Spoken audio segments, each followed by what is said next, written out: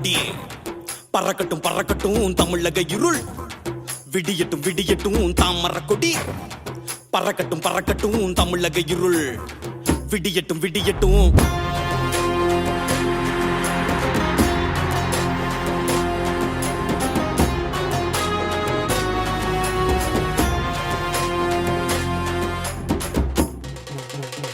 BJP ஆட்சி வந்தா நினைச்சதெல்லாம் நடக்குண்டா லடாக்கு இல்ல இல்ல நம்ம பேரும் நிலைக்குண்டா அயோத்தி ராமனுக்கும் பாஜகனா பிடிக்குண்டா அரகர முருகனுக்கு எரிமலையே வெடிக்குண்டா மோடிஜி சர்க்காரு இது மோடிஜி சர்க்காரு நல்ல சட்ட திட்டம் கொண்டு வந்த மோடிஜி சர்க்கார் திரு அண்ணாமலை அவர்கள்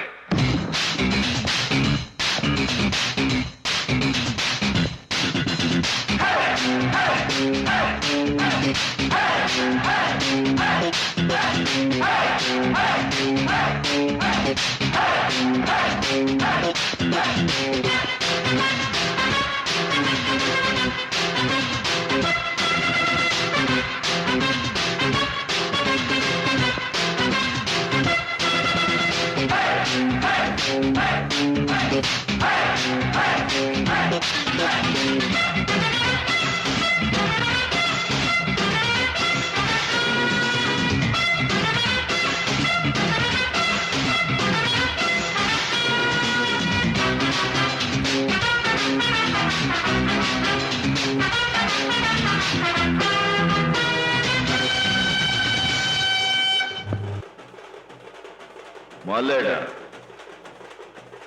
அண்ணாமலை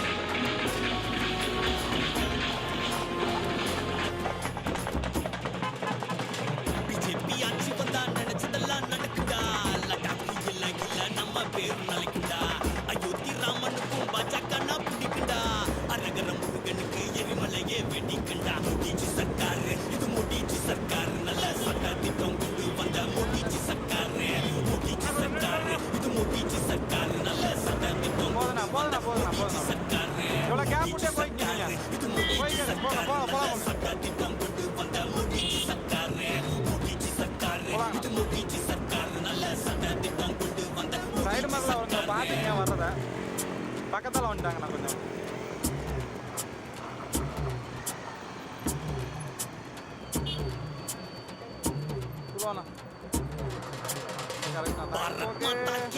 சொன்ன கூட்டண்டா பயந்து என்னைக்குமே கைய கட்ட மாட்டண்டா தப்பு எவனு செஞ்சா தட்டிக்க போவாங்கடா தமிழ் சமஸ்கிருதம் ஹிந்தி படி போவாங்கடா மோடிஜி சர்க்காரு இது மோடிஜி சர்க்காரு நல்ல சட்ட திட்டம் கொண்டு வந்த மோடிஜி சர்க்காரு மோடிஜி சர்க்காரு இது மோடிஜி சர்க்காரு நல்ல சட்ட திட்டம் கொண்டு வந்த மோடிஜி சர்க்காரு மோடிஜி சர்க்காரு இது மோடிஜி சர்க்காரு நல்ல சட்ட திட்டம் கொண்டு வந்த மோடிஜி சர்க்காரு மோடிஜி சர்க்காரு இது மோடிஜி சர்க்காரு நல்ல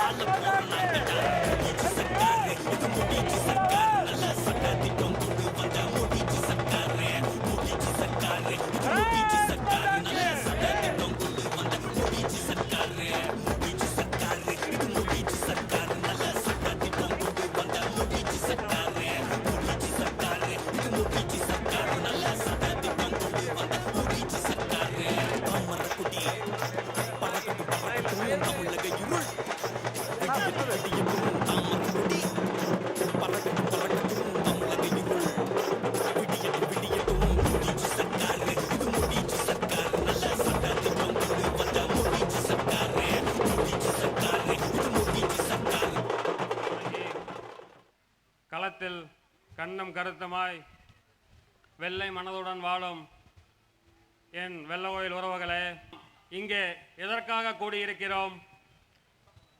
அரசியல் வரலாற்றில் ஒரு மிகப்பெரிய மாற்றத்தை கொண்டு வருவதற்காக நாம் இங்கே கூடியிருக்கிறோம். ஏழை பணக்காரன் என்ற வித்தியாசம் இல்லாமல் அனைவரும் சரிசமமாக வாழ்வதற்காக நாம் இங்கே கூடியிருக்கின்றோம்.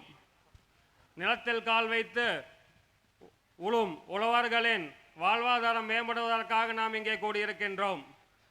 எண்ணற்ற இளைஞர்களின் வாழ்க்கை நலம் பெறுவதற்காக நாம் இங்கே கூடியிருக்கின்றோம்.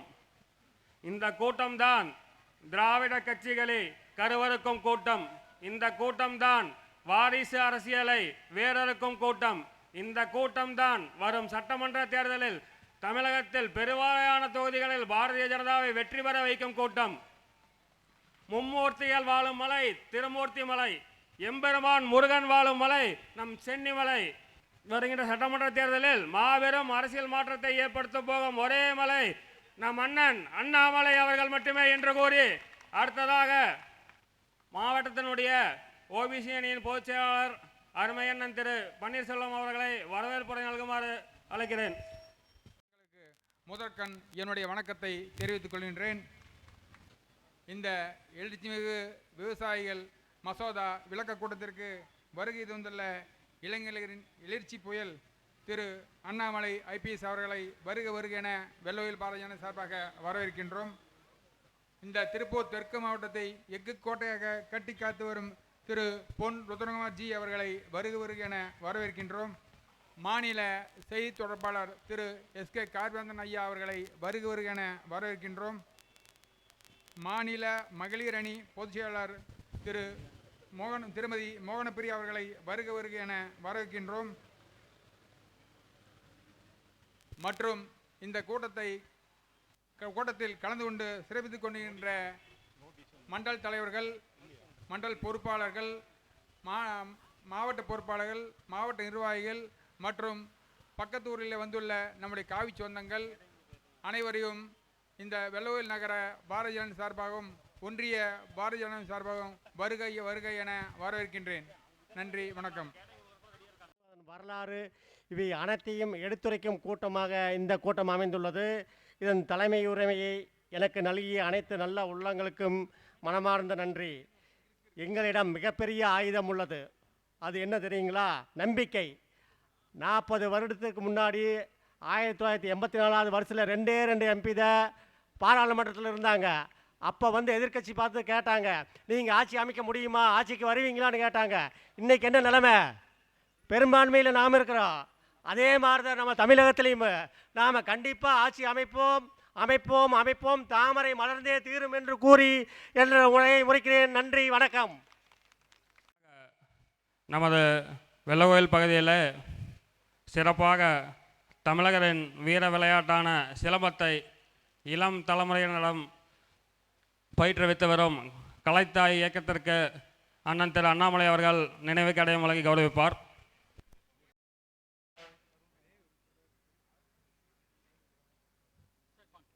வள்ளலார் அமைப்பினை கௌரவிக்கும் விதமாக அண்ணன் திரு அண்ணாமலை அவர்கள் கேடயம் வழங்குவார். சுமார் 30 முதல் 50 வயதுக்கு இலவசமாக உணவு கொடுத்துட்ருக்காங்க.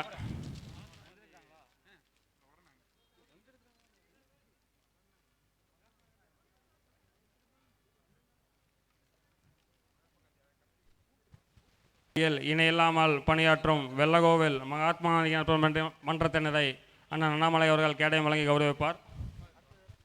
மகாத்மா காந்தி நற்பணி மன்றம்.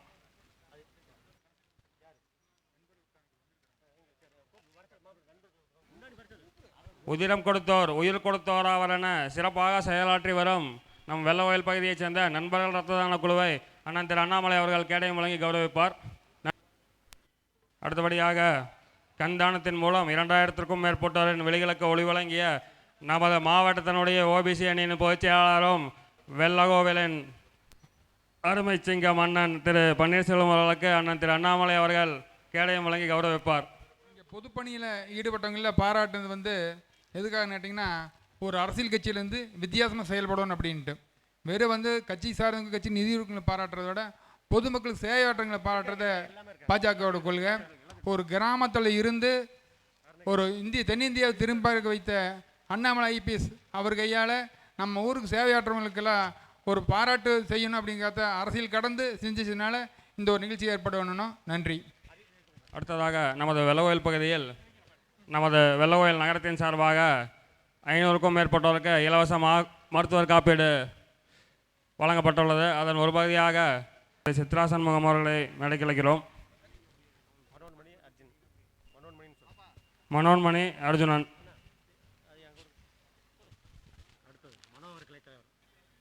அண்ணன் கிளைத்தலைவர் மனோகர் அவர்களை மேடைக்கு அழைக்கிறோம்.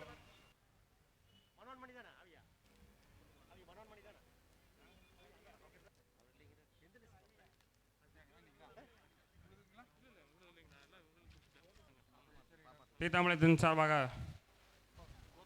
கோபிகா அவர்கள் பெற்றுக்கொள்வார்.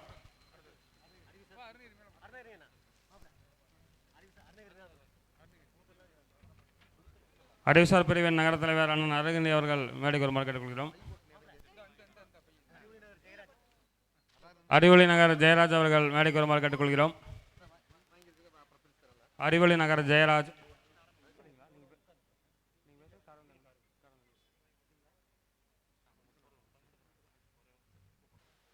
முன்னாள் பாராளுமன்ற உறுப்பினரும் போற்றுதலுக்கும் பாசத்திற்கும் பெருமதிப்பிற்கும் உரிய அண்ணன் திரு எஸ்கே கார்வேந்தன் அவர்கள் நம்மிடம் உரையாற்றுவார்.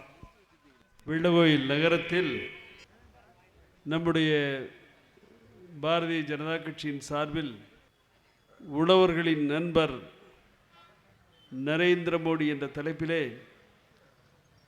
தமிழகம் முழுவதும் உரையாற்றி கொண்டிருக்கிற நம்முடைய மாநிலத்தினுடைய துணைத் தலைவர் திரு அண்ணாமலை அவர்கள் இங்கே கலந்து கொண்டு உரையாற்றுகிற இந்த நல்ல நிகழ்ச்சிக்கு தலைமையேற்று நடத்தி கொண்டிருக்கிற திரு குணமூர்த்தி அவர்களே, நம்முடைய இந்தி இயக்கத்தினுடைய ஆரம்பத்தின் முன்னோடி ஐயா நாராயணசாமி அவர்கள், கோபாலகிருஷ்ணன் அவர்கள், நம்முடைய மாவட்டத்தினுடைய தலைவர் உத்தரகுமார் அவர்கள், இங்கே வருகை வந்திருக்கிற சோதீஸ்வரி கந்தசாமி, கொங்குரமே, சாமிநாதன், விஜயன், சதீஷ்குமார், தாமோதரன், மணிவேல், நல்ல சிவம், அருண்குமார் மற்றும் மாவட்டத்தினுடைய பார்வையாளர் சின்னசாமி அவர்கள், இந்த நிகழ்ச்சியை ஒருங்கிணைத்து வழங்கி கொண்டிருக்கிற ஜெகன் அவர்கள், இங்கே கலந்து கொண்டிருக்கிற திருப்பூர் தெற்கு மாவட்டத்தினுடைய பாரதிய ஜனதா கட்சியினுடைய அங்கங்களாக விளங்குகின்ற சகோதர சகோதரிகள், விவசாய பெருமக்கள், வர்த்தக பெருங்குடி மக்கள், வெள்ளகோயில் நகரத்திலே ஆங்காங்கு நின்று கொண்டு ஒரு புதுமையான கூட்டத்தை கேட்டுக்கொண்டிருக்கிற அனைத்து மக்களுக்கும் என்னுடைய மனமார்ந்த வணக்கத்தை தெரிவித்துக் கொள்கிறேன். நம்முடைய போற்றுதலுக்குரிய திரு அண்ணாமலை ஐபிஎஸ் அவர்கள் ஒரு திரைப்பட நடிகர் அல்ல. சாதாரண விவசாய குடும்பத்திலே பிறந்து உயர்கல்வி பெற்று இந்திய காவல்துறையிலே ஐபிஎஸ் அதிகாரியாக, அதுவும் என்னுடைய நண்பர் கர்நாடகத்தைச் சேர்ந்த நாடாளுமன்ற உறுப்பினர் அருமையாக சொன்னார், எங்கள் மாநிலத்தினுடைய டிஜிபியாக வர வேண்டியவரை நீங்கள் திருடி சென்று விட்டீர்கள் என்று. அந்த உயர்ந்த சாணத்துக்கு செல்லக்கூடிய ஒரு நேர்மை திறன்மிக்க நல்ல இளைஞர் இன்றைக்கு பாரத மாதா நமக்கு தந்திருக்கிறது. ஒரு 3 ஆண்டு காலம் 4 ஆண்டு காலத்துக்கு முன்னாலே யூடியூப்பில் நடந்த நிகழ்ச்சிகளை எல்லாம் சிலர் பார்த்துருக்கலாம். கர்நாடக மாநிலத்திலே ஒரு கல்லூரி விழாவில் என்று நினைக்கிறேன், கல்லூரி விழாவிலே அவர் பேசுகிற போது தலைவர் காமராஜருடைய அரசியலை ஒப்பிட்டு இப்படியும் ஒரு தலைவர் தமிழ்நாட்டிலே வாழ்ந்தார் என்று சொல்லி கர்நாடக மக்களை வியக்க வைத்தார். அன்றைக்கே அவருக்கு அரசியல் சிந்தனை, அரசியல் எண்ணம், அரசியல் ஓட்டம் அவர் தான் பதவி பெற வேண்டும் என்பதற்காக இங்கு வந்துவிடவில்லை. இந்திய திருநாடு 1947 சுதந்திரம் பெற்றது. ஆனால் தமிழ்நாடு 1967 ஆண்டில் வெள்ளையர்களிடமிருந்து மீட்ட தமிழகம் கொள்ளையர்கள் கைக்கு போய்விட்டது. மீண்டும் தமிழகத்தை மீட்க வேண்டும். அதான் பேசுகிறேன். இன்னைக்கு துண்டுச்சீட்டு எழுதி வச்சுக்கிட்டுலாம் அண்ணாமலை அவர்களை பற்றி என்னமா பேசுகிறாங்க. நான் நேற்று கூட ஒரு பதிவிட்டிருந்தேன், ஆட்டு புழக்க அண்ணாமலைன்னு. நானும் ஆடு மேய்க்கிறேன், அவரும் ஆடு மேய்க்கிறார். சமீபத்தில் ஒரு பத்திரிகையாளர், வடமாநில பத்திரிகையாளர் கேட்டார், நீங்கள் என்ன சார் தொழில் பண்ணிக்கிட்டு இருக்கீங்கன்னாரு. ஆடு மேய்க்கிறேன்னு சொன்னேன். Goat farming. What sir, you are a lawyer, you are a former chairman bar council of India, ஆடு மேய்க்கிறீங்கன்னு சொல்கிறீங்களேன்னாரு. என்னுடைய தொழிலை நான் செய்கிறேன். நான் மற்றவர்களிடம் திருடி லஞ்சம் வாங்கி தப்பு செய்து பிழைக்கவில்லை. என்னுடைய தொழிலை பேணி காக்கிறேன், அதுதான் எனக்கு பெருமை என்று நான் சொன்னேன். அதுதான் இன்றைக்கு அண்ணாமலை அவர்களும். காரணம், யாராவது ஒரு நாட்டை காப்பாற்ற வந்து தான் தீர முடியும். தமிழக அரசியல் வரலாற்றில் 1926 ஆண்டில் இந்த நாட்டில் நேரு குடும்பத்திற்கு இணையாக வாழ்ந்த ஒரு விவசாயி, நேரு படித்த அதே பல்கலைக்கழகத்தில் அதே வகுப்பில் படித்தவர் மோதிலால் நேரு அந்த இன்னர் டெம்பிள் கல்லூரிக்கு லண்டனுக்கு சென்றால் தன்னுடைய மகனை முதலில் பார்க்காமல் இந்த தமிழகத்து விவசாயியின் பிள்ளையைத்தான் முதலில் பார்ப்பார். நேரு குடும்பத்துக்கு இணையான சொத்துக்களை வைத்திருந்தவர். பாரிஸ்டர் பட்டம் பெற்று சிறந்த வழக்கறிஞராகி 4/12/1920 தமிழகத்தினுடைய முதல் தமிழன் தமிழக முதலமைச்சராக டாக்டர் சுப்பராயன் பொறுப்பேற்றார். அவர் செய்த சாதனைகள் தான் மகத்தான சாதனைகள். அந்த வரலாறு திரும்புகிறது. மீண்டும் 2026 ஒரு கொங்கு தமிழன் தமிழகத்தினுடைய முதல்வராக வருவார். அதுதான் பாரதிய ஜனதா கட்சியினுடைய லட்சியம். ஒரு நேர்மையான அரசியலை தர வேண்டும் என்பதற்காக அவருடைய பேச்சை கேட்க இருக்கிறேன். உங்களுடைய நேரத்தை அதிகமாக நான் எடுத்துக்கொள்ள விரும்பவில்லை. இருந்தாலும் ஓரிரு கருத்துக்களை பகிர்ந்து நான் விடைபெற விரும்புகிறேன். தமிழ்நாட்டிலே நெகட்டிவ் பாலிடிக்ஸ், எதிர்மறை அரசியல். இந்த நாட்டினுடைய முதலமைச்சராக கிட்டத்தட்ட 9 ஆண்டு காலம் இருந்த காமராஜர் அவர்கள் 8 ஆண்டு காலம் சிறைக்கு சென்றவர். அவர் என்ன சொன்னாங்க? சுவிட்சர்லாந்து வங்கியில் பணம் வச்சிருக்கார்.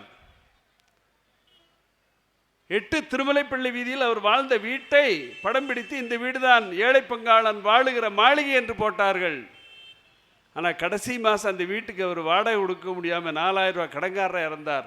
அவர் இருந்தபோது அவரிடம் 110 ரூபாய் பணமும் 6 வேட்டியும் 6 துண்டு. அவரையே தப்பு சொல்லித்தான் 67 ஆட்சியை பிடித்தார்கள். அது மட்டுமல்ல, நம்முடைய பாரதத்தினுடைய பிரதமர் நரேந்திர மோடி அவர்கள் அவரை கேவலப்படுத்தித்தான் நாடாளுமன்றத்தில் ஜெயிக்க வேண்டும் என்பதற்காக ஜல்லிக்கட்டு பிரச்சனையிலே நாம் எதுவுமே செய்ததில்லை. செய்ததெல்லாம் காங்கிரஸ். காளைகளை எல்லாம் கொடிய விலங்கின பட்டியலை சேர்த்தியது காங்கிரஸ். ஆனால் பழிபாவத்தை நம்ம மேல போட்டாங்க. மீத்தேன் திட்டம் ஒப்பந்தத்திலே கையெழுத்திட்டது அன்றைய துணை முதல்வர், இன்றைய என்னுடைய எதிர்க்கட்சி தலைவர் ஸ்டாலின் அவர்கள். அந்த பழி நம்ம மேலே போட்டாங்க. ஸ்டெர்லைட் ஃபேக்டரி அடிக்கல் நாட்டியது ஒரு திராவிட கட்சி, திறந்து வைத்தது ஒரு திராவிட கட்சி. பழிபாவம் நம்ம மேலே போட்டாங்க. அதையெல்லாம் சொல்லி கோ பேக் மோடி என்று சொல்லி நாடாளுமன்றத்தில் 39 இடத்தில் 38 இடத்தை அவர்கள் கைப்பற்றினார்கள். மீண்டும் ஏதாவது பிரச்சனையை வைத்து நரேந்திர மோடியும் பாரதிய ஜனதா கட்சியும் கேவலப்படுத்த முடியாதா என்று இன்றைக்கு விவசாயிகள் பிரச்சனையை கையில் எடுத்திருக்கிறார்கள். அதுவும் சமீபத்தில் போஸ்டர் பார்த்தீங்கன்னா, சிறு விவசாயிகளும் சிறு கடைக்காரர்களையும் பாதிக்கும் சட்டம். திராவிட முன்னேற்ற கழக நண்பர்களை பணிவோடு கேட்டுக்கொள்கிறேன், மத்திய அரசாங்கம் கொண்டு வந்திருக்க விவசாய சட்டங்கள் என்ன என்று சொல்லுங்கள். சட்டத்தையே நீங்கள் படிக்கிறது இல்லை, என்ன தப்புன்னு சொல்லுங்க. அதுக்கு திரு அண்ணாமலை வர வேண்டியதில்லை, தாராபுரத்திற்கு நானே பதில் சொல்ல தயார். 3 சட்டங்கள். அதுவும் MS சாமிநாதன் அவர்கள் காங்கிரஸ் ஆட்சியில் இருந்தபோது, திராவிட முன்னேற்ற கழகம் கூட்டணி ஆட்சியில் இருந்தபோது 2004 நியமிக்கப்பட்ட கமிட்டி 2006 அறிக்கை தருகிறது. அந்த அறிக்கை அமல்படுத்தியிருக்காங்க. உதாரணமாக, நான் நெல்லிக்காய் விவசாயம் பண்ணுறேன். இந்த நெல்லிக்காயை வந்து நான் ஒட்டஞ்சத்தரம் சந்தையில் போட்டேன்னா எனக்கு கிலோ 17 ரூபா. அதே கோட்டக்கல் ஆரிய வைத்தியசாலை வெளியூருக்கு நான் விற்றேன்னா அந்த வியாபாரி என் தோட்டத்துக்கு வர்றான், காயை பொறிக்கிறான், எடை போடுறேன், எனக்கு கிலோ 25 ரூபா கொடுக்குறான். இதுதான் முதல் சட்டம். விவசாயி தான் விளைவிக்கிற பொருளை எங்கு வேண்டுமானாலும் விற்கலாம். இல்லை திமுக நண்பர்கள் உங்களுக்கு என்ன பாதிப்பு? நான் உற்பத்தி பண்ணுற பொருளை எங்கே வேணாலும் விற்கலாம். ஒட்டஞ்சத்துக்கு நீங்கள் போயிருப்பீங்க. முதல் முறையாக நாடாளுமன்ற உறுப்பினராக நான் வெற்றி பெற்ற 96ஆம் ஆண்டிலே நன்றி தெரிவிக்க போன போது என்னுடைய ஜீப் முருங்கைக்காய் மீது போனது. முருங்கைக்காய் காரணம் 100 முருங்கைக்காய் 10 ரூபா விற்க விரும்பாத விவசாயி கொட்டி சென்றான். விவசாயி கொண்டு வந்த காயை முத்தி போனது என்று சொல்லி கடைக்காரன் எடுத்திருந்த முருங்கைக்காயில் மீது தான் வண்டி வாகனங்கள் செய்ய முடியும். இன்றைக்கு அந்த நிலை மாறுகிறது. டெல்லிக்கு நான் முருங்கைக்காய் விற்கலாம், பம்பாய்க்கு விற்கலாம். அதுதான் முதல் சட்டம். இரண்டாவது சட்டம் ஒப்பந்த விவசாயம். ஒப்பந்த விவசாயம் எனக்கு ஒரு 10 ஏக்கர் பூமி இருக்குது. 10 ஏக்கர் பூமியில் வந்து நான் தென்னை பயிரிட வேண்டும் என்று ஒப்பந்தம் செய்து கொள்கிறேன், அல்லது நெல்லிக்காய் அல்லது ஏதோ ஒரு பொருள் கிலோவுக்கு இன்னும் என்று ஒப்பந்தம் செய்து கொள்கிறோம். ஒப்பந்தம் செய்த உடனே அந்த நிலத்திற்கு தேவையான அத்தனை வசதிகளையும் அந்த ஒப்பந்த வியாபாரி செய்து வருகிறான். கிலோ 25 ரூபாய் என்று நான் ஒப்பந்தம் செய்தால் என்னுடைய வாசலில் வந்து பொருளை எடுத்துக்கொண்டு 25 ரூபாய் என்னுடைய அக்கௌண்ட்டில் போட்டு போகணும். இங்கே திமுக சொல்றது பணத்துக்கு 3 மாதம் டைம் கொடுத்துருக்காங்க, 1 வருஷம் டைம் கொடுத்துருக்காங்க. எவனும் படிக்கலை. அதில் ஒன்று விதை பொருளாக இருந்தால், இப்போ நெல் இருக்குது, சீட்ஸ், விதை பொருளை வாங்கினால் 3/4 பங்கு பணத்தை அதே இடத்தில் கொடுக்க வேண்டும். 1/4 பங்கு பணம் 30 நாள் பொறுத்து. காரணம், இந்த சீட்ஸ் விதை சரியானதா என்று ஆய்வு செய்து. ஏன்னா அந்த விதை திரும்பி நமக்கு தானே வருது. இதில் என்ன தவறு? மூன்றாவது சட்டம் எசென்சியல் கமாடிட்டிஸ் ஆக்டில் நான் எங்கிட்ட 100 மூட்டை நெல் இருக்குது, 5000 கிலோ பொடி இருக்கிறதுனா நான் வீட்டில் சேமித்து வச்சிருக்கலாம். அதை பதுக்கல்னு கொண்டு வர முடியாது. எனக்கு கட்டுப்படியான விலை வரும் பொழுது நான் விற்கலாம். விவசாயிக்கு அந்த உரிமை இந்த சட்டம் தருகிறது. எல்லாம் காங்கிரஸ்காரன் தேர்தல் அறிக்கையில் கொண்டு வந்திருக்கேன். இன்னைக்கு நாம் கொண்டு வந்து விட்டோம் என்றதற்காக இன்றைக்கு இந்த போராட்டம் என்று சொன்னால் மக்களுக்கு எடுத்து சொல்ல வேண்டியது நம்முடைய கடமை. விவசாயிகளுக்கு நண்பர் தானே பாரதிய ஜனதா கட்சி ஒழிய விவசாயிகளுக்கு ஒருபோதும் எதிரி அல்ல. விவசாயிகள் நலம், தொழிலாளர் நலம், அனைத்து தரப்பு மக்களுடைய நலன் காக்கிற இந்த அரசு, அதில் எந்த மாறுதலும் இல்லை. ஆகவே தான் இங்கே இருக்கிற வெள்ளகோயில் நகரத்தில் இருக்கிற மக்கள், ஏன்னா வெள்ளகோயில் வந்து வீரம் விளைந்த ஊர் மட்டுமல்ல, வீரகுமார் வாழ்கிற ஊர் மட்டுமல்ல, விவேகம் நிறைந்த ஊர், அரசியல் தெரிந்த ஊர், அரசியல் ஞானம் வளர்ந்த ஊர்.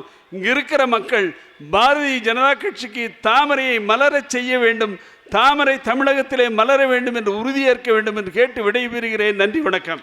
சரித்திர நாயகர், கர்நாடகத்தின் சிங்கம், கொங்கு மண்டலத்தின் தங்கம், மண்ணின் மைந்த அருமை அண்ணன் திரு அண்ணாமலை அவர்கள் உரையாற்றுவார். வித்தியாசமான மேடை. 50 வருடத்திற்கு முன்னால் நம்முடைய ஜனசங்கத்திலே சேர்ந்து ஜனசங்கம் பாஜகவாக மாறி இன்று அந்த காட்சியை அண்ணன் நாராயணசுவாமி அவர்கள் பார்த்து கொண்டிருக்கின்றார். 50 வருட காலம் நம்முடைய கட்சியில் இருக்கின்றார். அண்ணன் சென்ட்ரல் உட்கார்ந்துருக்காரு. பார்த்தீங்கன்னா 1970 நீங்கள் கட்சியில் சேரும்போது கட்சியில் யாருமே கிடையாது, கொஞ்சம் உறுப்பினர்கள் மட்டும் இருந்தீங்க. அது ஜனதாதளம் நம்ம கூட்டணி போட்டு அடுத்த நாடாளுமன்றத்துக்குள்ளே போகும்போது நம்மக்கிட்ட 2 எம்பிகள் மட்டும்தான் இருந்தார்கள். வாஜ்பாய் அவர்களும் அத்வானி அவர்களும்.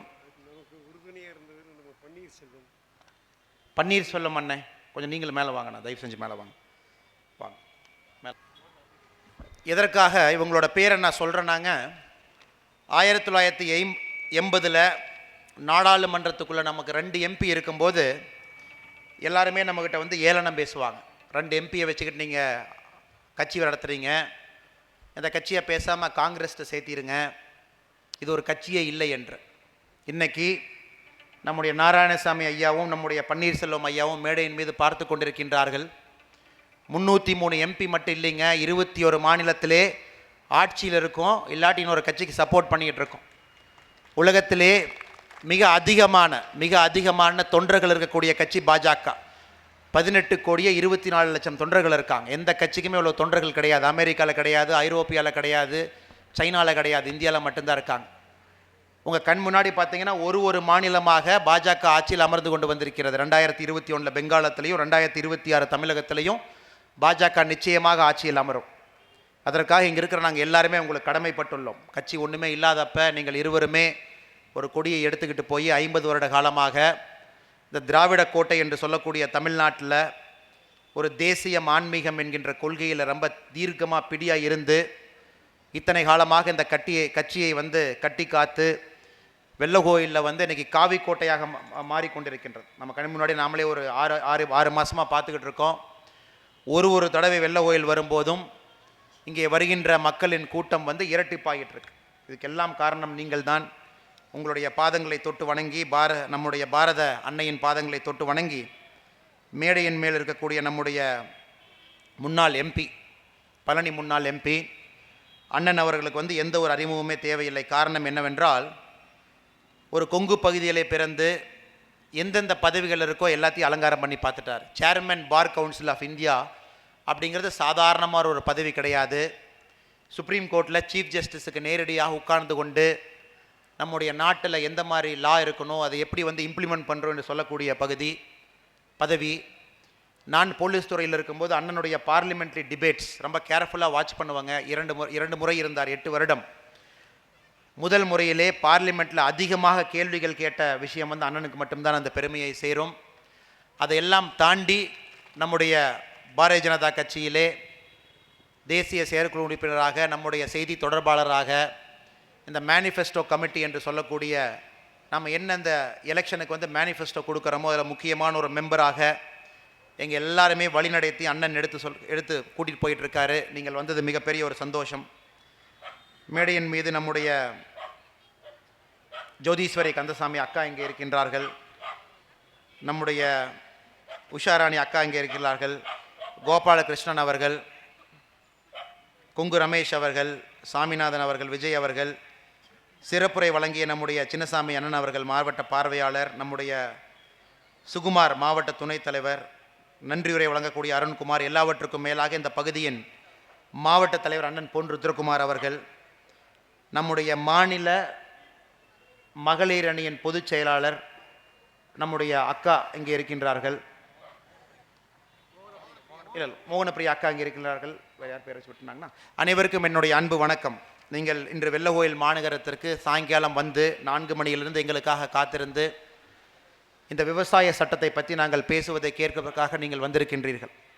உங்கள் எல்லாத்துக்குமே தெரியும், இதே நேரத்தில் டெல்லியை சுற்றி பஞ்சாப் ஹரியானா பகுதியில் ஒரு 7 லட்சம் விவசாயிகள் இந்த குளூரில் டென்ட் போட்டு கேம்ப் போட்டு எல்லாம் உட்கார்ந்துருக்காங்க. அவர்கள் வைக்கிற ஒரே ஒரு கோரிக்கை என்னவென்றால், நம்முடைய மோடி அரசு இந்த 3 விவசாய சட்டங்களையும் திரும்ப பெற வேண்டும் என்று.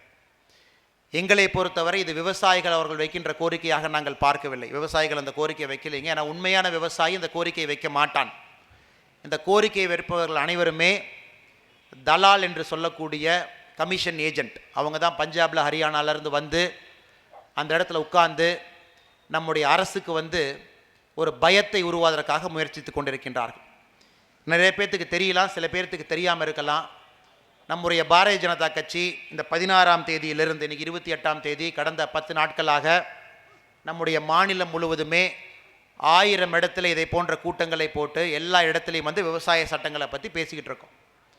இது முக்கியமான விஷயம் என்னென்னா, ஒரு விவசாய பகுதியிலே விவசாயம் செய்யக்கூடிய நண்பர்கள் நீங்கள் இங்கே வந்திருக்கின்றீர்கள். உங்களுக்கு தெரியும், 1947 நம்ம சுதந்திரம் வாங்கி இந்த 70 வருட காலமாக இந்தியாவில் மிகவும் நலிந்து போன ஒரு தொழில் என்பது விவசாயம் என்பது தான். காரணம் கேட்டிங்கன்னா, எந்த ஒரு இளைஞனுமே விவசாயம் செய்வதற்கு ரெடியாக இல்லை. எந்த ஒரு இளைஞனும் விவசாயம் செய்ய மாட்டான். விவசாயம் தப்பி தவறி செஞ்சான் அப்படின்னா அவனுக்கு நம்முடைய சமுதாயம் கொடுக்கின்ற பெயர் என்ன அப்படின்னா, பிழைக்க தெரியாதவன். அவனுக்கு அதையும் தாண்டி பொண்ணும் கொடுக்க மாட்டாங்க. ஏன்னா விவசாயம் செஞ்சால் அவங்களால அந்த குடும்பத்தை காப்பாற்ற முடியாது. விவசாயம் என்பது லாபகரமான ஒரு தொழில் கிடையாது என்பது நம்ம அனைவருக்குமே தெரியும். அதனால்தான் நம்ம பகுதியில், குறிப்பாக இந்த வெள்ளகோயில் பகுதியில் எல்லாருமே ஆட்டுக்குட்டிக்கு மாறிட்டோம். ஆட்டுக்குட்டி, நம்முடைய மாடு, பால், இதை வைத்துத்தான் இதில் வர்ற பணத்தை வச்சு விவசாயம் பண்ணிகிட்டு இருக்கோம். சோளமோ கம்போ போடுறோம், இதில் வர்ற பணத்தை வச்சு அதை பார்த்துக்கிறோம். விவசாயம் நீங்கள் உள்ளே இறங்கிட்டீங்கன்னா உங்களுக்கு லாபம் கிடையாதுங்கிறது எல்லாத்துக்கும் தெரியும். இதைத்தான் மோடி அவர்கள் 2014 ஆட்சியில் அமரும் போது அவர் சொன்னார், எங்களுடைய ஆட்சியின் குறிக்கோள் முதுகெலும்பு இருந்தும் கூட கூனி குறுகி நிற்கும் நம்முடைய விவசாய பெருமக்களை நேராக நிற்பதற்கு சக்தி கொடுப்பது தான் எங்களுடைய அரசின் வேலை என்று சொன்னார் 2014. அவர் சொல்லி 6 வருஷம் ஆச்சு. ஒரு மனிதனுக்கு 6 வருடம் போதும். உண்மையாலுமே அவங்க சொன்ன விஷயத்தை செஞ்சுருக்காங்களா, அவர்களுக்கு திரும்ப நாம் அந்த மரியாதையை கொடுக்கணுமா, சப்போர்ட் கொடுக்கணுமான்னு பார்த்தீங்கன்னா, மோடி அவர்கள் முதல் முறையாக விவசாயத்துக்கு செய்தது யூரியா தட்டுப்பாடு அதிகமாக இந்தியாவில் இருந்தது. 2014 பார்த்தீங்கன்னா யூரியா தட்டுப்பாடு பெருமளவில் இருந்தது. அதுக்கு யாரையோ பிடிச்சி தான் உங்களுக்கு யூரியாவே கிடைக்கிற மாதிரி இருந்தது. இந்த 6 வருட கால ஆட்சியிலே எங்கேயும் கூட யூரியா தட்டுப்பாடு என்பது எங்கேயும் கிடையாது. யார் வேணாலும் யூரியாவை போய் வாங்கிட்டு வரலாம். அரசு மானியம் நேரடியாக உங்களுக்கு கொடுக்கப்படுகின்றது. இதில் முக்கியமான விஷயம் என்னென்னா, மோடி அவர்கள் அடுத்த ஸ்டெப் போயிட்டார், இன்னும் ஒரு படி மேலே போய்விட்டார். யூரியா என்பது மட்டும் எனக்கு ஒரு சந்தோஷம் கொடுப்பது ஒரு விஷயம் கிடையாது. எல்லாருமே ஆரோக்கியமான விவசாயம் செய்வதற்கு இயற்கை முறையிலே உங்களுடைய பூச்சிக்கொல்லு மருந்துகளை நீங்கள் போட வேண்டும் என்பதற்காக நீம் கோட்டட் யூரியா என்கின்ற ஒரு யூரியாவை கொண்டு வந்திருக்கார். ஆல்ரெடி எல்லா இடத்துலையும் பார்த்தீங்கன்னா நீங்கள் வாங்குகிற யூரியாவில் வந்து நம்முடைய வேப்பங்காய் கலந்து தான் உங்களுக்கு யூரியா வருது. ஏன்னா நார்மல் யூரியாவை நீங்கள் போட்டிங்கன்னா உங்களுடைய பயிர் கெடுவது மட்டுமல்ல, எல்லாத்துக்கும் கேன்சர் வரும், உங்களுடைய விளைவிக்கின்ற பொருளை நச்சுத்தன்மை வரும், உங்களுடைய மண் என்பதிலே நச்சுத்தன்மை வந்துவிடும் என்பதற்காக நீம் கோட்டட் யூரியா, வேப்பங்காய் கலந்து கோட் செய்த யூரியாவை தான் நம்ம வாங்குகிறோம். இதனால தான் நிறைய இடத்துல இப்போ போய் பார்த்தீங்கன்னா புதுசாக நீங்கள்லாம் வேப்பமரம் வைக்கிறீங்க, எல்லா இடத்துலையும் வேப்பமரம் வச்சு பாதுகாக்கிறீங்க. காரணம் என்னவென்றால், உங்கள்கிட்ட முதல் முறையாக வேப்பங்காய் வேப்பங்கொட்டையை வந்து அரசு உங்கள்கிட்ட விலைக்கு வாங்கிக்கிறாங்க, தனியார் நிறுவனங்கள் விலைக்கு வாங்குறாங்க. 6 வருடத்திலே நடந்த முக்கியமான முதல் சாதனை இது. இது நடந்து முடிவதற்கு முன்னால் அடுத்த சாதனை மோடி அவர்கள் என்ன செஞ்சு கொண்டு வந்தாங்கன்னா, நம்முடைய உடம்புக்கு வந்து நீங்கள் டாக்டர்கிட்ட போனால் ஒரு டெஸ்ட் பண்ணலாம். உங்களுக்கு ஃபேட் எவ்வளோ இருக்குது, கொழுப்பு எவ்வளோ இருக்குது, உங்களுக்கு பிபி சுகர் எவ்வளோ இருக்குது, ரத்த அழுத்தம் எவ்வளோ இருக்குன்னு உங்களால் பார்க்க முடியும். அதே போல் உங்களுடைய மண்ணுக்கும் அதை பார்க்க வேண்டும் என்பதற்காக மத்திய அரசு கொண்டு வந்திருக்கக்கூடிய 2வது முக்கியமான விஷயம் மண் வள அட்டை என்பது, சாயில் ஹெல்த் கார்டு, மண் வள அட்டை. எத்தனை பேர் இதில் மண் வள அட்டை வாங்கியிருக்கீங்கன்னு தெரியல. இது வந்து மாநில அரசு உங்களுக்கு கொடுக்க வேண்டிய ஒரு விஷயம். மத்திய அரசு மாநில அரசுக்கு பணத்தை கொடுத்து விடும். ஏன்னா மத்திய அரசுக்கு வந்து வேளாண் துறை நேரடியாக இங்கே ஆட்கள் இல்லாததால் நம்முடைய மாநில அரசு எல்லா இடத்துக்கும் போய் மண்வள அட்டையை கொடுத்தாங்கன்னா ஒரு மண்வள அட்டைக்கு 600 ரூபாய்க்கு என்ன செலவாகுதோ மத்திய அரசு கொடுத்துரும்.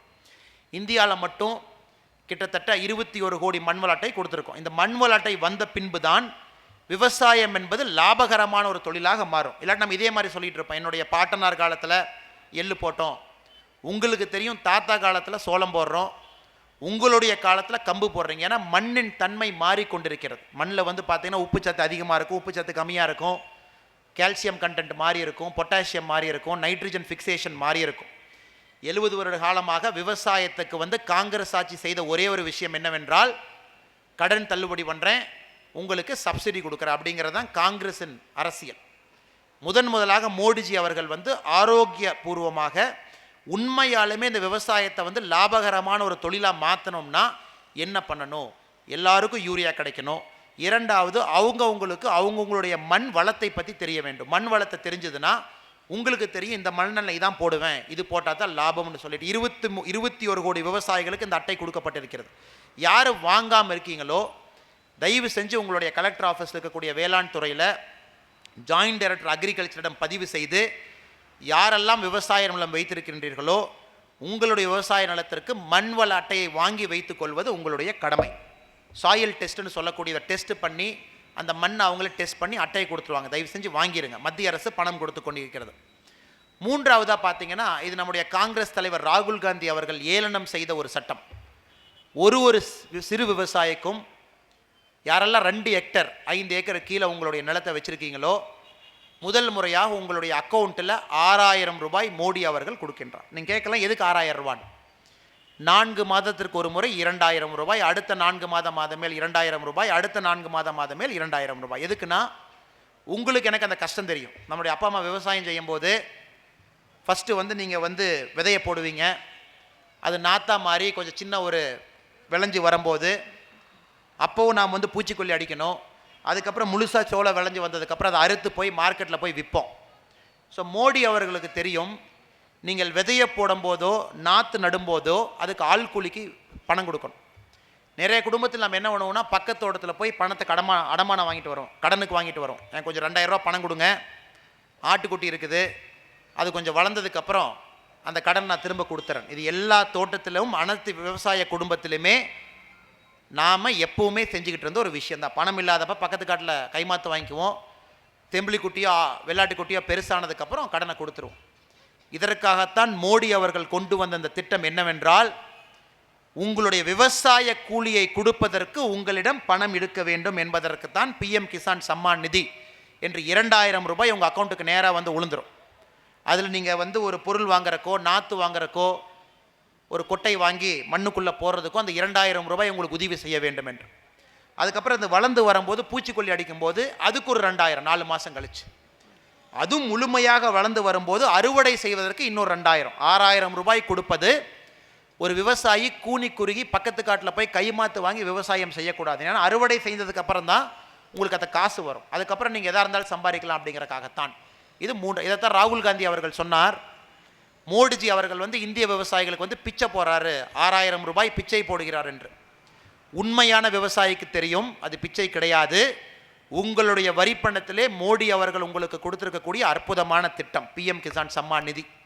அதனால தான் பார்த்தீங்கன்னா 4 நாளைக்கு முன்னால் நம்ம வாஜ்பேயி ஜி அவர்களுடைய பிறந்த நாளில் வந்து மோடிஜி அவர்கள் 2020 வருஷத்துக்கான 2ஆம் இன்ஸ்டால்மெண்ட்டை வந்து ரிலீஸ் பண்ணார். அந்த 2000 ரூபாய் ரிலீஸ் பண்ணார். நீங்கள் பார்த்தீங்க அந்த காட்சியை. அவர் ஒரு பட்டன் அமுத்துறாரு, 18,000 கோடி ரூபாய் 9 கோடி விவசாயிகளுக்கு நேரடியாக 37 செகண்டில் அவங்க அக்கௌண்ட்டில் போய் விழுகுது. நாங்கள்லாம் வந்து கோபிச்செட்டிப்பாளையத்தில் உட்கார்ந்துருக்கோம். மாநில தலைமை எங்களை கோபிச்செட்டிப்பாளையத்துக்கு அனுப்பியிருந்தது, அங்கே விவசாய நண்பர்களிடம் பேசுங்கள் என்று. நாங்கள் மோடிஜி பட்டன் அமுத்துறாரு, நம்ம பக்கத்தில் உட்கார்ந்த விவசாய நண்பருக்கு அந்த மெசேஜ் வருது செல்ஃபோனில், 2000 ருபீஸ் உங்கள் அக்கௌண்ட்டுக்கு கிரெடிட் ஆயிருக்குன்னு. இதுதான் நம் கட்சியின் மிகப்பெரிய சாதனை. ஏன்னா ராஜீவ்காந்தி அவர்கள் சொன்னார், டெல்லியிலிருந்து நீங்கள் 100 ரூபா அனுப்பிச்சிங்கன்னா தமிழ்நாடு போய் சேரும்போது அது 15 ரூபா தான், 85 ரூபா இடையிலே சாப்பிட்ருவாங்க, 15 ரூபா மட்டும்தான் தமிழ்நாட்டு மக்களுக்கு போய் சேரும்.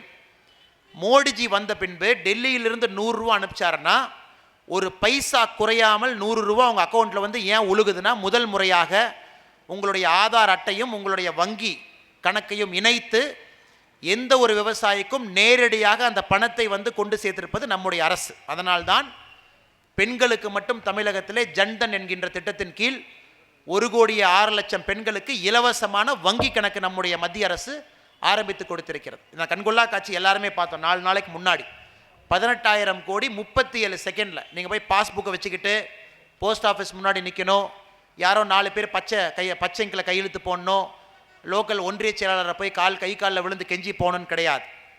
மோடிஜி அவர்களும் நீங்களும் நேரடியான தொடர்பில் இருக்கின்றீர்கள், யாருமே இடையில கிடையாது. டெல்லியில் மோடி, வெள்ளகோயிலில் விவசாயி பெருமகன், நீங்கள் இருவரும் நேரடியான தொடர்பில் இருக்கீங்க, யாருக்கும் பயப்பட வேண்டாம். இதனால தான் நிறையா கட்சிகளுக்கு நம்ம மேலே பயம். ஏன்னா இத்தனை காலமாக பார்த்தீங்கன்னா வர்ற பணத்தை அந்த ஊர் ஒன்றிய செயலாளர் வச்சுக்குவார். அவர் வந்து யாருக்கு சொல்கிறாரோ அவங்களுக்கு தான் அரசின் திட்டம் வரும். அவங்கள தாண்டி யாருமே அரசியல் பண்ண முடியாது என்கின்ற நிலைமையை உடைத்து நேரடியாக நம்முடைய அரசு உங்களிடம் அரசியல் செய்வது மட்டுமல்லாமல் உங்களுக்கு என்ன பயன் கிடைக்குதுமோ உங்களுடைய அக்கௌண்ட்டில் வந்து விழுகுது. இதையும் தாண்டி 4வது முக்கியமான விஷயம் நம்முடைய மோடி செய்திருப்பது, சட்டம் வர்றதுக்கு முன்னாடி இந்த 4 விஷயங்களும் பேசினா தான் நீங்கள் புரிஞ்சுக்குவீங்க எவ்வளோ வலிமையான சட்டம் இதென்று.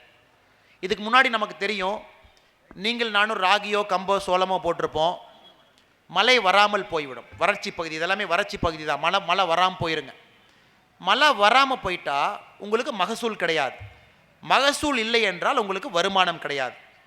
முதல் முறையாக நம்முடைய மோடி அரசு என்ன சொல்கிறாங்கன்னா, உங்களுடைய விவசாய நிலத்தில் நீங்கள் என்ன பொருளை போடுறீங்களோ அந்த பொருளுக்கான காப்பீட்டை அரசு உங்களுக்கு கொடுக்கும் என்று சொல்கின்றார். அதனால தான் இந்தியாவில் பார்த்தீங்கன்னா கிட்டத்தட்ட 33 கோடி விவசாயிகள் ஃபசல் பீமா யோஜனா என்கின்ற திட்டத்தின் கீழ் அவர்களுடைய விளைச்சலை அரசிடம் காப்பீடு செய்திருக்கின்றார். அதாவது நீங்கள் 2 ஏக்கரில் சோளம் போடுறீங்க, உங்களுக்கு 2 ஏக்கரில் வர்ற வருமானம் 60,000 ரூபாய் நீங்கள் வச்சுக்கிட்டா அதில் நீங்கள் 600 ரூபாய் மட்டும் அரசிடம் பிரீமியமாக, இன்சூரன்ஸ் காப்பீட்டு பிரீமியமாக கட்டிட்டீங்க, 600 ரூபாய் கட்டிட்டீங்கன்னா போதும், அந்த வருஷம் மழை கம்மியாக வந்தாலும் உங்களுக்கு 60,000 ரூபாய் அரசு கொடுக்கும்.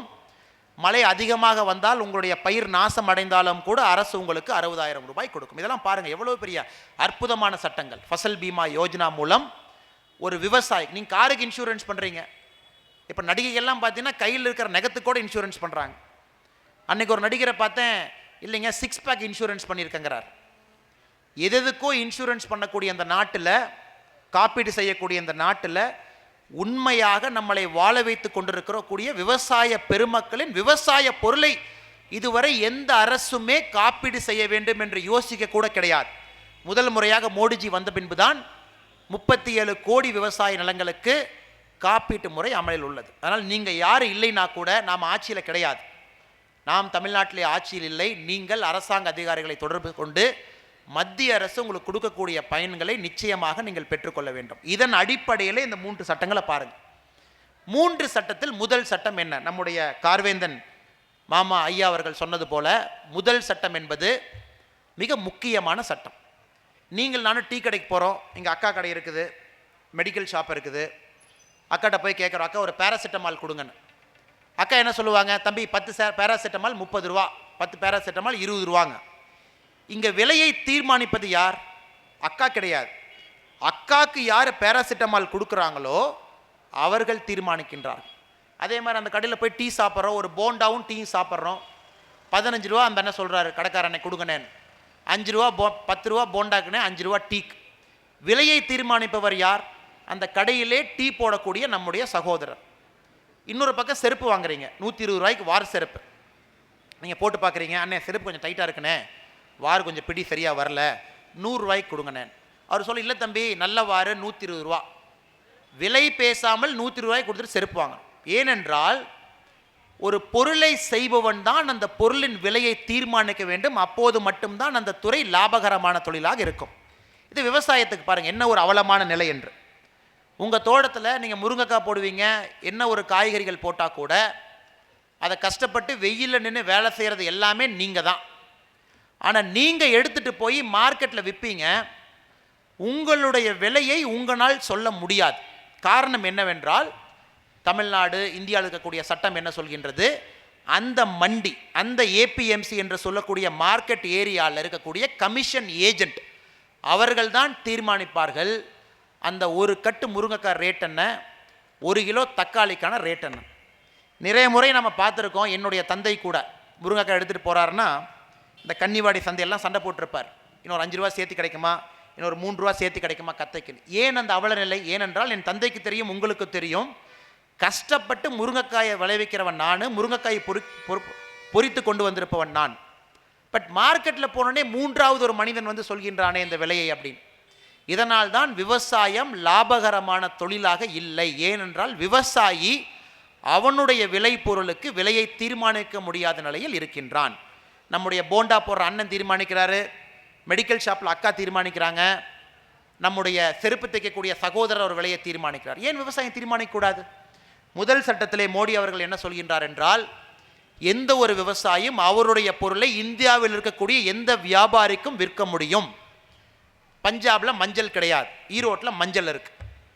பஞ்சாபில் மஞ்சள் போகுது, இப்பவும் பஞ்சாபில் மக்கள் வந்து மஞ்சள் யூஸ் பண்ணுறாங்க. மஞ்சள் எப்படி போகின்றது? ஈரோட்டு மண்டி மார்க்கெட்டில் வாங்கி 5 கை மாறி பஞ்சாபுக்கு போகுது. நீங்கள் மஞ்சளை 100 ரூபாய்க்கு விற்றீங்கன்னா பஞ்சாபில் 450 ரூபாய்க்கு வாங்குறாங்க. விலையை கஷ்டப்பட்டு விளைவித்த விவசாயிக்கு 100 ரூபாய், எந்த வேலையும் செய்யாமல் பண்டமாற்றம் செய்த கமிஷன் ஏஜென்ட்டுக்கு 350 ரூபாய். இதுதான் இந்தியன் விவசாயியின் அவலம். அதனால தான் விவசாயி மட்டும் பார்த்தீங்கன்னா தற்கொலை பண்ணிக்குவான் இந்தியாவில். விதர்பாவில் மட்டும் நம்முடைய ஐயா பார்லிமெண்ட்டில் இருந்திருக்க வேண்டும் என்று நினைக்கின்றேன். 2009 2014 வரைக்கும் ஏகப்பட்ட பேர் மகாராஷ்டிராவில் விதர்பாவில் விவசாயிகள் தற்கொலை செய்து கொள்கின்றார்கள். காரணம் கேட்டிங்கன்னா அவர்கள் அனைவருமே காட்டன் பஞ்சு விளைவிக்கின்றார்கள், ரேட்டு சரியாக வரலைன்னு சொல்லிட்டு. பட் இதே பஞ்சை வாங்குற யாராச்சும் ஒருத்தன் தற்கொலை பண்ணியிருக்கானான்னு கேளுங்க. பஞ்சை வாங்கி விற்கக்கூடிய கமிஷன் ஏஜென்ட்டோ மண்டி வைத்திருப்பவர்களோ ஐயோ ரேட்டு குறைஞ்சி போச்சு நான் தற்கொலை பண்ணிக்கிறேன் கிடையாது. ஏனென்றால் விவசாயிக்கு மட்டும்தான் இந்த அவலமான நிலையை போக்குவதற்கு தான் முதல் சட்டம். எங்கே வேணாலும் வீங்க. நேரடியாக பஞ்சாபிலிருந்து வியாபாரி ஈரோடு மார்க்கெட்டுக்கு வந்து உங்களுடைய மஞ்சளை வாங்குறானா 450 ரூபா கொடுக்கலினா கூட 300 ரூபா கொடுப்பான். அப்போ நீங்கள் 100 ரூபாய்க்கு விற்ற உங்கள் பொருள் வந்து 300 ரூபாய்க்கு போகும்போது நிச்சயமாக உங்களுக்கு அது லாபம்தான். அதனால் தான் மோடி அவர்கள் சொல்கின்றார் ஒரே விவசாயி, ஒரே சந்தை, ஒரே இந்தியா. இதில் எந்த ஒரு மாற்றும் கிடையாது. பொள்ளாச்சியில் உணவுலப்பேட்டையிலே நீங்கள் வந்து கொப்பரை தேங்காய் விளைவிக்கிறீங்கன்னா கர்நாடகாக்காரன் வந்து வாங்கிட்டு போவான். உங்களுடைய முருங்கைக்காய், இந்தியாவில் முருங்கைக்காய் பார்த்தீங்கன்னா நாக்பூர், அரவக்குறிச்சி இந்த பகுதி, இந்த பெல்ட், இங்கே மட்டும்தான் முருங்கைக்காய்க்கு பெரிய மார்க்கெட். ஆந்திராவுக்கு வேணும், தெலங்கானாக்கு வேணும், அவன் வந்து வாங்கிட்டு போவான். இந்த கண்ணுவெளி கிழங்கு, செங்காந்தல் மலர்னு என்ன சொல்கிறீங்களோ, ஒட்டஞ்சத்திரம் பகுதியிலிருந்து மூலனூர், அரவக்குறிச்சி, வெள்ளகோவில், தென்னிலை இந்த பகுதியில் நாம் என்ன செங்காந்தல் மலர் விளைவிச்சு நாம் எல்லாருமே நஷ்டத்தில் இருக்கோம். நிறைய பேர் வந்து பார்த்தீங்கன்னா இந்த மாதிரி ரெப்ரசன்டேஷன் கொடுப்பாங்க. காரணம் கேட்டிங்கன்னா இந்தியாவில் 4 கம்பெனிகள் மட்டும்தான் மண்டியின் மூலமாக விலையை தீர்மானிக்கிறது. இந்த சட்டத்தை உடைத்து உங்களுடைய செங்காந்தல் மலர் நேரடியாக வரும்போது எல்லாரும் சண்டை போட்டுட்டு உங்கள்கிட்ட வாங்கும் போது விலை நிச்சயமாக மேலே செல்ல வேண்டும். விலை செல்லும். விலை மேலே செல்வதற்கான உத்தரவாதத்தை நாங்கள் கொடுக்கின்றோம். அதை பற்றி நீங்கள் எதுவும் ஒரி பண்ணிக்காதீங்க. இந்த கமிஷன் ஏஜென்ட்டை நீங்கள் உடைக்கலினா உங்கள் விவசாய பொருளுக்கு எப்போவுமே ரேட்டு கிடைக்காது. அப்போ நீங்கள் கேட்கலாம், எதற்காக பஞ்சாபில், ஹரியானாவில் நம்முடைய விவசாய நண்பர்கள் இந்த கடும் குளிரில் வந்து உட்கார்ந்துருக்காங்க? உங்களுக்கு தெரியும், பஞ்சாபிலே கமிஷன் ஏஜென்ட் மட்டும் 26,000 பேர் இருக்காங்க, எல்லா மண்டி சேர்த்து. அவர்களிடம் வேலை செய்பவர்கள் 2 லட்சம் பேர் இருக்காங்க. இந்த 2 லட்சம் பேர் ஊருக்கு ஒரு டிராக்டர், ஒரு லாரியில் 40 விவசாயி ஏற்றிக்கிட்டு வந்து எல்லாருமே டெல்லி பார்டரில் உட்கார வச்சுருக்காங்க. விவசாயிகளுக்கு என்ன சொல்கிறாங்க? இந்த சட்டம் மோசமானது, இந்த சட்டம் வந்துருச்சுன்னா மண்டி உங்களுக்கு கிடையாது, கார்ப்பரேட்காரை வந்து உங்களுடைய நிலத்தை வந்து அபகரிச்சுட்டு போயிடுவான். தமிழ்நாட்டில் லேட்டஸ்ட்டாக ஒரு விவசாயி உருவாக்கி இருக்கின்றார். அவர் தான் லேட்டஸ்ட் புதிய விவசாயி. அவருடைய பெயர் வந்து மு.க. ஸ்டாலின் அவர்கள். எதற்காக இவர் புதிய விவசாயி என்றால், இவர் காலத்திற்கும் நேரத்திற்கும் மாறிக்கொண்டே இருப்பார். பச்சோந்தி போல் கலரை மாற்றிக்கிட்டே இருப்பார். இப்போ புதுசாக அவர் போட்டிருக்கிற கலர் பார்த்தீங்கன்னா பச்சை கலர், ஒரு பச்சை கலர் துண்டை போட்டுக்கிட்டு விவசாயிங்கிறார். நான் ஒரு திமுக நண்பரிடம் கேட்டேன், என்னங்க உங்கள் தலைவர் விவசாயின்னு கிளம்பிட்டாரு, இப்பெல்லாம் மக்களை ஏமாத்தாதுன்னு. இல்லைங்க, எங்கள் தலைவர் ஒரு நாள் ஃபுல்லாக ஷூட்டிங் பண்ணி விவசாய நடித்தார், அதனால் எங்கள் தலைவர் விவசாயிக்கான எல்லா தகுதியும் இருக்குது, இதான் சொல்கிறாங்க. இவருக்கு என்ன தெரியும்? ஸ்டாலின் அவர்களுக்கோ திமுக நண்பர்களுக்கோ விவசாயத்தை பற்றி என்ன தெரியும்? நீங்கள் ஒரு மாட்டை கொண்டாந்து அந்த ஸ்டேஜில் கட்டி வச்சிங்கன்னா பால் வந்து கொம்பில் கறக்குதா காம்பில் கறக்குதான்னு ஸ்டாலின் அவர்களுக்கு தெரியுமா? அல்ல ராகுல் காந்தி அவர்களுக்கு தான் தெரியுமா? இவர்கள் என்ன அர்த்தத்தில் விவசாய சட்டம் மோசமான சட்டம்னு என்ன அர்த்தத்தில் சொல்கிறாங்க? எனக்கு ஒன்றுமே புரியவில்லை. ஏனென்றால் இவர்கள் இதை ஒரு அரசியல் மேடையாக மட்டும், அரசியல் பேசுவதற்காக மட்டும்தான் இந்த சட்டத்தை உபயோகப்படுத்திக் கொள்கின்றார். அதே மாதிரி பஞ்சாபில் வந்து உட்கார வச்சுட்டு இந்த பாதல் குடும்பமோ அங்கே இருக்கக்கூடிய அமரீந்தர் சிங் அவர்களோ அத்தனை விவசாயி நப்பி வச்சுட்டு நம்மகிட்ட பிளாக்மெயில் பண்ணுறாங்க. நீங்கள் இன்னும் 1 மாதத்தில் வந்து விவசாய சட்டத்தை திரும்ப பெறலினா டெல்லிக்கு செல்லக்கூடிய அனைத்து ரோடுகளையும், அனைத்து தண்ணி எல்லாத்தையும் நாங்கள் ஸ்டாப் பண்ணிடுவோம். மோடி அவர்கள் சொல்லலை, பட் நம்முடைய அரசு என்ன சொல்கின்றது என்றால், நீங்கள் 500 வருஷம் நீங்கள் பண்ணால் கூட இந்த சட்டத்தில் ஒரு கமா மாற்ற மாட்டோம். ஏனென்றால் இது காங்கிரஸ் ஆட்சி கிடையாது, இது பாஜகவின் ஆட்சி. யாருக்கும் பயப்பட மாட்டோம். இது மக்களுக்காக கொண்டு வரப்பட்ட சட்டம், மக்களுக்கு நல்லது செய்யக்கூடிய சட்டம். என்னதான் நீங்கள் மிரட்டி உருட்டி ஷூட்டிங் எடுத்து பச்சை துண்டு போட்டால் ஒரு கமா கூட அந்த சட்டத்திலேருந்து மாறாது என்பதை தெரிவிக்க வேண்டியது என்னுடைய கடமை. இவங்க என்ன பண்ணுவாங்கன்னா, இன்னும் ஒரு 10 நாள் அந்த குழுவில் இருப்பாங்க. ஸ்டாலின் அவர்கள் வந்து கொஞ்சம் பிஸியாக இருக்கிறனால டெல்லி போகலை, அவர் ஒரு குழு அழைச்சிட்டு போவாங்க. கனிமொழி அவர்கள் டெல்லினா அவங்களுக்கு ஒரு பெரிய இஷ்டம். டெல்லினா ஊழல் செய்ய முடியும் என்று அவர்களுக்கு நன்றாக தெரியும்.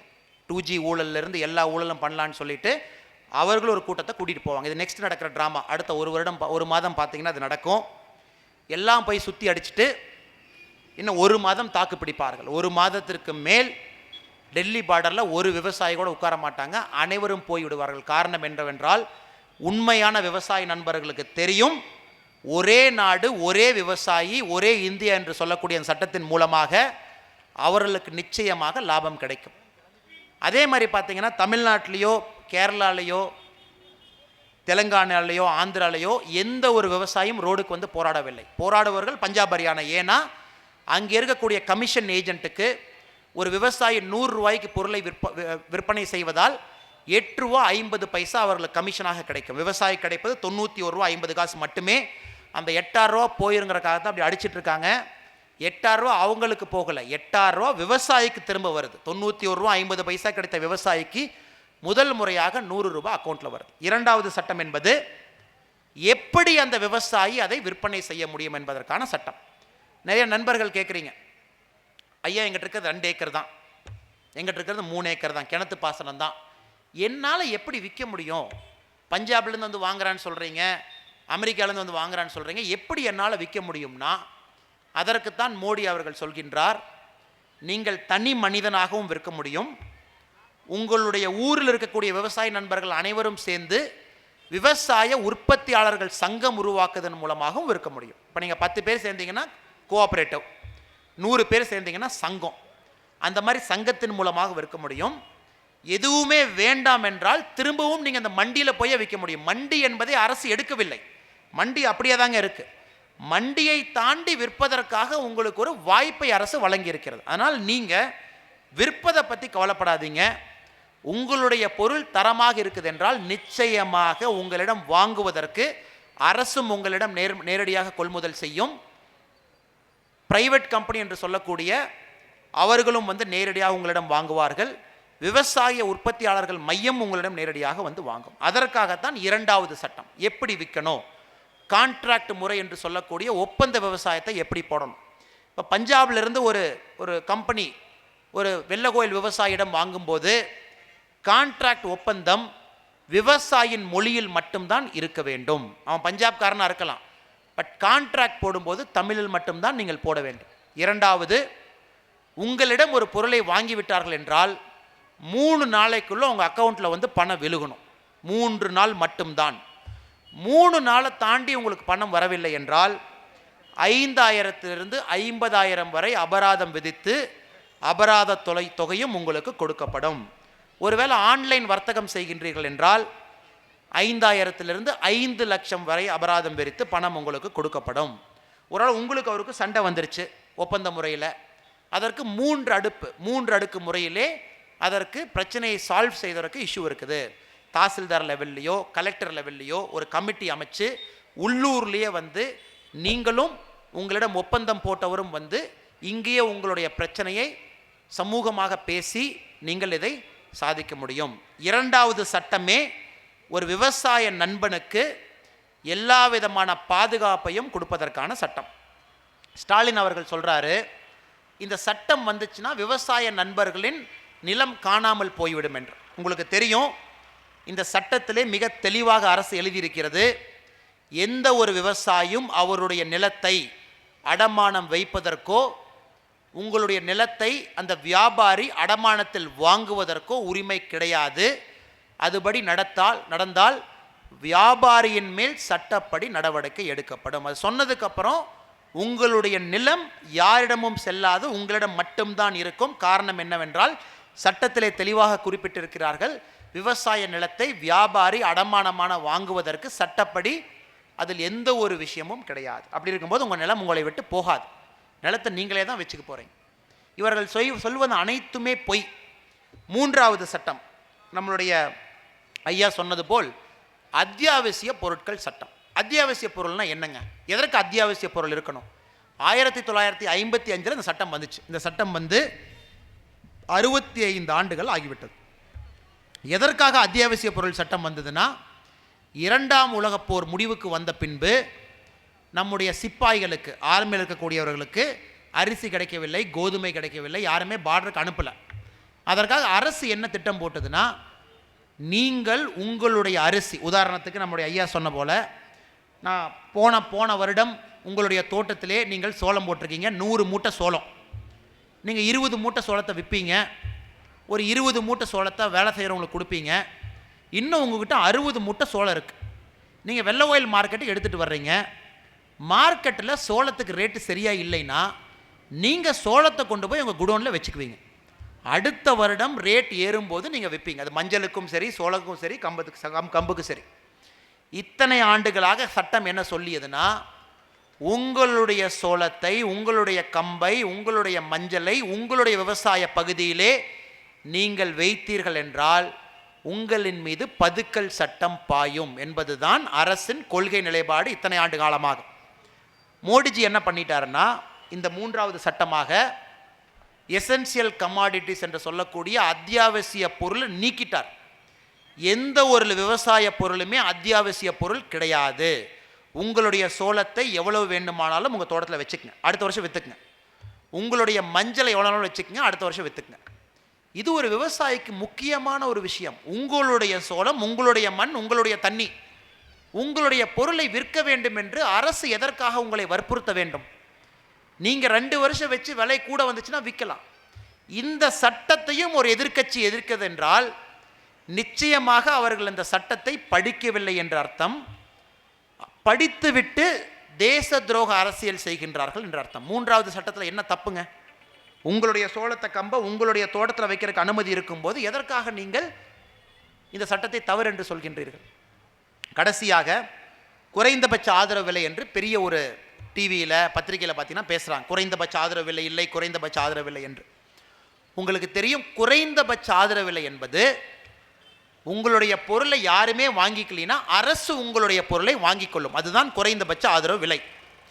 2014 காங்கிரஸ் ஆட்சியில் கடைசி தருணத்தில் இருக்கும்போது 3 விவசாய பொருளுக்கு மட்டும்தான் குறைந்தபட்ச ஆதரவு விலை இருந்தது. அரிசி, கோதுமை, ஜோவர் 3க்கு மட்டும்தான் குறைந்தபட்ச ஆதரவு விலை இருந்தது. அதான் அந்த 3 பொருளுக்கு மட்டும் யாராச்சும் உங்கள் பொருளை வெளியே மார்க்கெட்டில் வாங்கலைன்னா அரசு உங்கள்கிட்ட இருந்து வாங்கிக்கும்.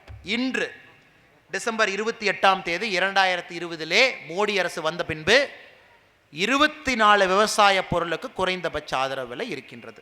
ஸோ 3லிருந்து 24 ஆக்கிட்டோம். இந்த 24 பொருளை பார்த்தீங்கன்னா கொப்பரை தேங்காய், மஞ்சள், சோளம், கம்பு, 7 காய்கறிகள், தக்காளி எல்லாமே வருது.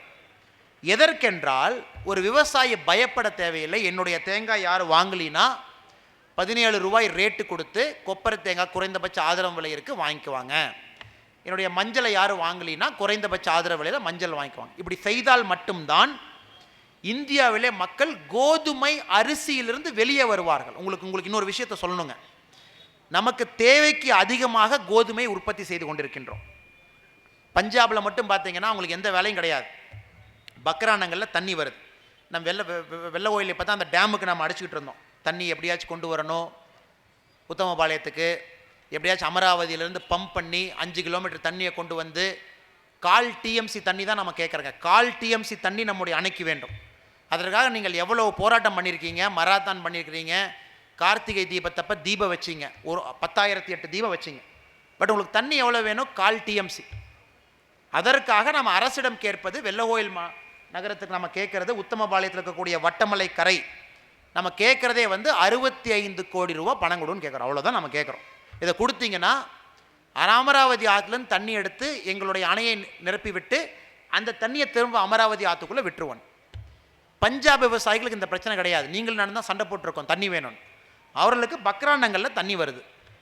எல்லா இடத்துலையுமே கோதுமை. நமக்கு தேவைக்கு அதிகமான கோதுமை.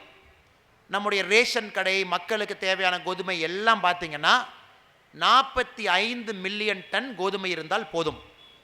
பஞ்சாப் விவசாயிகள் விளைவிப்பது மட்டும் 137 மில்லியன் டன். அவ்வளோ கோதுமை வச்சு என்ன பண்ணுவீங்க? அரிசியும் தேவைக்கு அதிகமாக இருக்கின்றது. இவ்வளோ அரிசி வேணும்னா இவ்வளோ அரிசி விளைவிக்கிறோம். அதனால்தான் நம்முடைய அரசு சொல்கின்றது, கோதுமை அரிசியிலிருந்து வெளியே வந்து நாங்கள் கொடுக்கக்கூடிய 24 விவசாய பொருட்களுக்கு குறைந்தபட்ச ஆதரவு விலை இருக்கிறது. தக்காளி போடுங்க காசு வரும், தேங்காய் போடுங்க காசு வரும், பீட்ரூட்டு, முட்டைக்கோசு இதெல்லாம் போடுங்க காசு வரும். இதற்காகத்தான் உங்களுக்கு இன்னொரு ரகசியம் சொல்கிறேன், நீங்கள் சொன்னீங்கன்னா சிரிப்பீங்க. இது மாநில அரசு உங்களுக்கு சொல்லியிருக்காங்களான்னு தெரியல.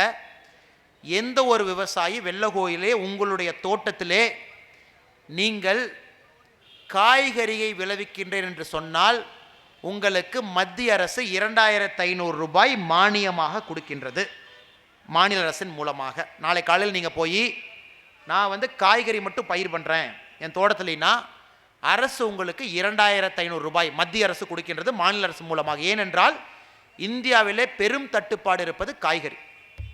காய்கறி ஆனியன், நம்முடைய சின்ன வெங்காயம் ஈரான்லேருந்து வாங்குகிறோம், ஈரான்லேருந்து வருகின்றது சின்ன எமர்ஜென்சினா. பெருங்காயம் உங்கள் வீட்டில் என்ன பெருங்காயம் போடுறீங்களோ இந்தியாவிலே பெருங்காயம் விளைச்சல் கிடையாது. கடந்த வருடம் 1250 கோடி ரூபாய்க்கு பெருங்காயம் ஈரான்லேருந்து வாங்கணும். பெருங்காயம் விளைவிக்க முடியும், நாம் விளைவிக்கிறது இல்லை, பஞ்சாபில் குளிர் பிரதேசத்தில் விளைவிக்க முடியும். இதற்காகத்தான் அரசு என்ன சொல்கின்றது, விவசாய பெருமக்கள் மண்வள அட்டையின் மூலமாக மண்ணின் தன்மையை உணர்ந்து மத்திய அரசு உங்களுக்கு கொடுத்திருக்கக்கூடிய அனைத்து விஷயங்களையும் புரிந்து கொண்டு நீங்கள் காய்கறி விவசாயம் செய்வீர்கள் என்றால் 2500 ரூபாயில் நீங்கள் அந்த செடி கொடி அதற்கு தேவையான நாற்றெல்லாம் வாங்கி நீங்கள் அதை பண்ணுங்கன்னு உங்களுக்கு சொல்கிறாங்க. ஏன்னா அரிசி கோதுமையிலிருந்து இந்தியா வெளியே வர வேண்டும் என்பதற்காகத்தான் இந்த முயற்சி. இதற்காகத்தான் பஞ்சாபிலும் ஹரியானாவிலும் அவர்கள் இன்னொரு விஷயத்திற்காகவும் போராட்டம் செய்கிறாங்க. ஐயோ, நம்ம சும்மா கால் மேலே கால் போட்டு உட்காந்துருக்கோம், பக்ரானங்களில் தண்ணி வருது, கோதுமை அது பாட்டுக்கு விளையுது, கமிஷன் ஏஜென்ட் அவன் பாட்டுக்கு வந்து பிடிங்கிறான், அவன் பாட்டுக்கு வீட்டில் வந்து பணத்தை கொடுக்குறான். அவர்கள் வந்து தமிழக விவசாய நிலையை பார்க்க வேண்டும். பஞ்சாப் ஹரியானா விவசாயிகள் வந்து இங்கே வந்து பார்க்கணும். நீங்களாம் காலங்காத்தால் எந்திரிச்சிட்டு தண்ணி வருமா தண்ணி வராதா, மழை வருமா மழை வராதா, இந்த வருஷம் வறட்சியாக போயிருமா இல்லை நமக்கு பருவமழை வருமான்னு பார்த்து விவசாயம் பண்ணுறீங்க இல்லைங்களா? இந்த வழி அவர்களுக்கு இல்லை. அதனால்தான் சும்மா ஜாலியாக போய் உட்காந்து லங்கரில் சாப்பிட்டுக்கிட்டு இன்னும் தொடர்ந்து உண்மையான விவசாயி தொடர்ச்சியாக 50 நாள் போராட்டம் செய்ய முடியுமா என்று நீங்கள் எனக்கு சொல்லுங்கள் பார்ப்போம். எப்படிங்க செய்ய முடியும்? அந்த இடத்துல வந்து அவங்கவுங்க கூடாரமாட போட்டு காங்கிரஸ் கட்சியும் ஆம் ஆத்மி கட்சியும் நேரத்திற்கு ரொட்டியும் சப்பாத்தியும் கொடுக்குறாங்க. அவர் உண்மையான விவசாயிகளா? உண்மையான விவசாயிகள் நீங்கள். உங்களுக்கு தெரியும், இந்த 1/4 TMC தண்ணி அமராவதி அணையில் மட்டும் ஒரு நாளைக்கு உபரி தண்ணீர் வேஸ்ட் ஆகுவது அமராவதி அணையில் மட்டும் 1.25 TMC 1.25 TMC அமராவதியில் வேஸ்ட்டாக போகுது. வெள்ளகோயில் மாநகரம் கேட்பது 1/4 TMC மட்டும்தான், வேறு ஒன்றுமே இல்லை. இதே மாதிரி கரூரில் சின்னதாராபாத்தில் எல்லா இடத்துலையும் 1/4 TMC ஒரு 3/4 TMC அந்த மாதிரி கேட்குறாங்க. இதைத்தான் நம்ம கஷ்டப்பட்டு செஞ்சுக்கிட்டு இருக்கோம். பட் தண்ணி அதிகமாக வருது, அதிகமாக விளைச்சல் வருது. நீங்கள் வந்து எங்களுடைய வழியை தெரியாமல் போராட்டம் பண்ணுறீங்க. ஸ்டாலின் அவர்கள் இதுக்கு போராட்டம் பண்ணட்டும். வெள்ளோயில் இருக்கக்கூடிய அந்த அணைக்கு அரசு 65 கோடி ரூபாய் பணத்தை கொடுத்து 1/4 TMC தண்ணி நப்புங்க, இதுக்கு போராட்டம் பண்ணிட்டோம். ஆண்டிச்செட்டிபாளையத்தில் இதே மாதிரி ஒரு பம்பிங் ஸ்டேஷன் போட்டு வைரமடையிலேருந்து உள்ளே கொண்டு வந்து அவர்களுக்கு 1/4 TMC தண்ணி கேட்குறாங்களா, தண்ணி கிடச்சிதுன்னா 18 கிராமத்துக்கு அட்வான்டேஜ், அவங்களுக்கு பண்ணிட்டு போராட்டம். இதையெல்லாம் போராட்டம் பண்ணாமல் தமிழ்நாட்டில் இவ்வளோ விவசாயிகளுக்கு பிரச்சனை இருக்குது. இதையெல்லாம் போராட்டம் பண்ணாமல் பஞ்சாப்லேயும் ஹரியானாலையும் தமிழ்நாட்டுக்கு சம்பந்தம் இல்லாத ஒரு போராட்டம், அது எந்த ஒரு நல்ல விவசாயிக்கும் பாதிப்பு செய்யக்கூடியாத ஒரு போராட்டத்திற்கு நீங்கள் பச்சை துண்டு போட்டு போராட்டம் பண்ணுறீங்கன்னா உண்மையாலுமே நீங்கள் அரசியல் வியாபாரிகளா இல்லை தமிழக மக்களை ஆள வேண்டும் என்று வெறிப்பிடித்து அழைகின்றீர்கள்? அது மட்டும்தான் என்னுடைய ஒரே ஒரு கேள்வி. அதனால்தான் டிஎம்கே கட்சி பார்த்தீங்கன்னா 10 வருட காலமாக தொடர்ச்சியாக தேர்தல் பிரச்சாரத்தில் இருக்கிறது. தொடர்ச்சியாக 10 வருஷம் பிரச்சாரம் தான். அவங்க இன்னும் 5 வருஷம் பிரச்சாரம் பண்ணுவாங்க. 2024 வரை பிரச்சாரம் செய்வார்கள். ஏனென்றால் அவர்களுக்கு தெரியவில்லை, பிஜேபிக்கும் பெங்காலை போல அரசியல் செய்ய தெரியும். பிஜேபி தமிழ்நாடு எதற்கும் சளைத்தது கிடையாது. நீங்கள் பெங்காலை போல அதிரடியாக அரசியலை பார்க்க வேண்டும் என்றால் அதையும் பார்ப்பீர்கள். நாம் வந்து பொறுமையாக அரசியல் செய்து கொண்டிருக்கின்றோம். ஏனென்றால் தமிழக மக்கள் நல்லவர்கள். நிச்சயமாக திராவிட பிடியிலிருந்து வந்து பாஜக தாமரையை ஆதரித்து ஓட்டு போடுவார்கள் என்று. நீங்கள் வந்து எங்களை இந்த மாதிரி வந்து விமர்சனங்கள், எங்களுடைய கேடர் நம்மளுடைய தொண்டர்கள் எல்லாத்தையும் வந்து மிரட்டி உருட்டி தான் நீங்கள் அரசியல் பண்ணணும்னா வெஸ்ட் பெங்கால பிஜேபி அரசியலுக்கும் திமுக தயாராக வேண்டும். அதற்கு எங்களுக்கு எந்தவித ஆட்சேபனையும் கிடையாது, நிச்சயமாக செய்வோம். அதனால்தான் பெங்காலில் 2021 மம்தா பானர்ஜி பண்ணுற அரசியலை மட்டும் நீங்கள் பாருங்கள் சகோதர சகோதரிகளே. இந்தியாவில் 19 கோடி விவசாயிகளுக்கு நாம் சொல்கிற 6000 ரூபாய் அக்கௌண்ட்டில் போய் விழுது. 6000 ரூபாய் அக்கௌண்ட்டுக்கு வருது. மம்தா பானர்ஜியின் அரசு மட்டும் வெஸ்ட் பெங்காலில் மத்திய அரசின் இந்த திட்டத்தில் இணையவில்லை. இந்த 6000 ரூபாய் காசு யாருங்க? உங்கள் காசு, உங்களுக்கு திரும்ப வருது.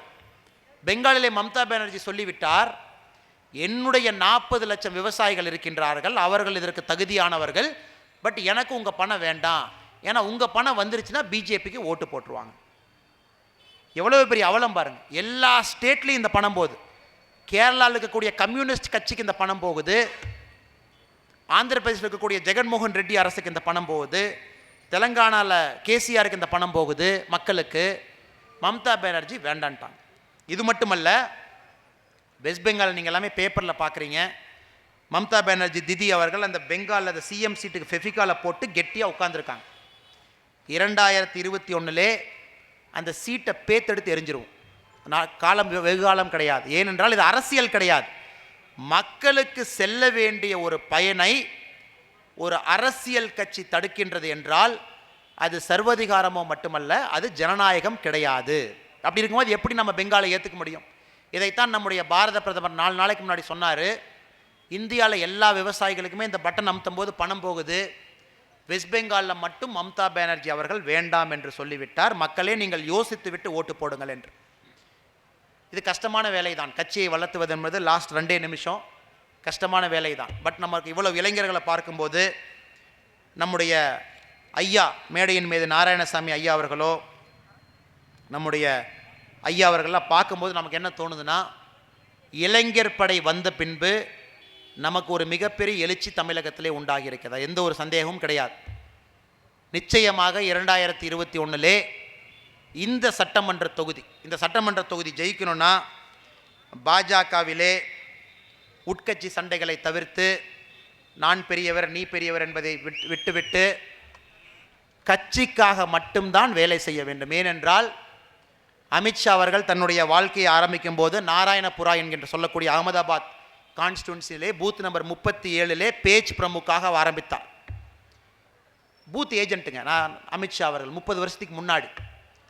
கட்சி தாமரை எந்த வேட்பாளராக இருந்தாலும் ஜெயிக்க வைப்பது என்னுடைய கடமை என்று சொன்னதால் மட்டும்தான் என்று அமித்ஷாஜி அவர்கள் 2 முறை நம்முடைய தேசிய தலைவராக மட்டும் இல்லாமல் முக்கியமான ஒரு பொறுப்பிலே உள்துறை அமைச்சராக இருக்கிறார். அதை நீங்கள் புரிஞ்சுக்கணும். அதே போல தான் நரேந்திர மோடி. இந்த கட்சியிலே நானும் நம்முடைய அண்ணன் அவர்கள் ஐயா அவர்கள்லாம் கொஞ்சம் டீட்டெயிலாக வந்து மாநில தலைமையும் மத்திய தலைமையும் பார்க்கின்றோம்.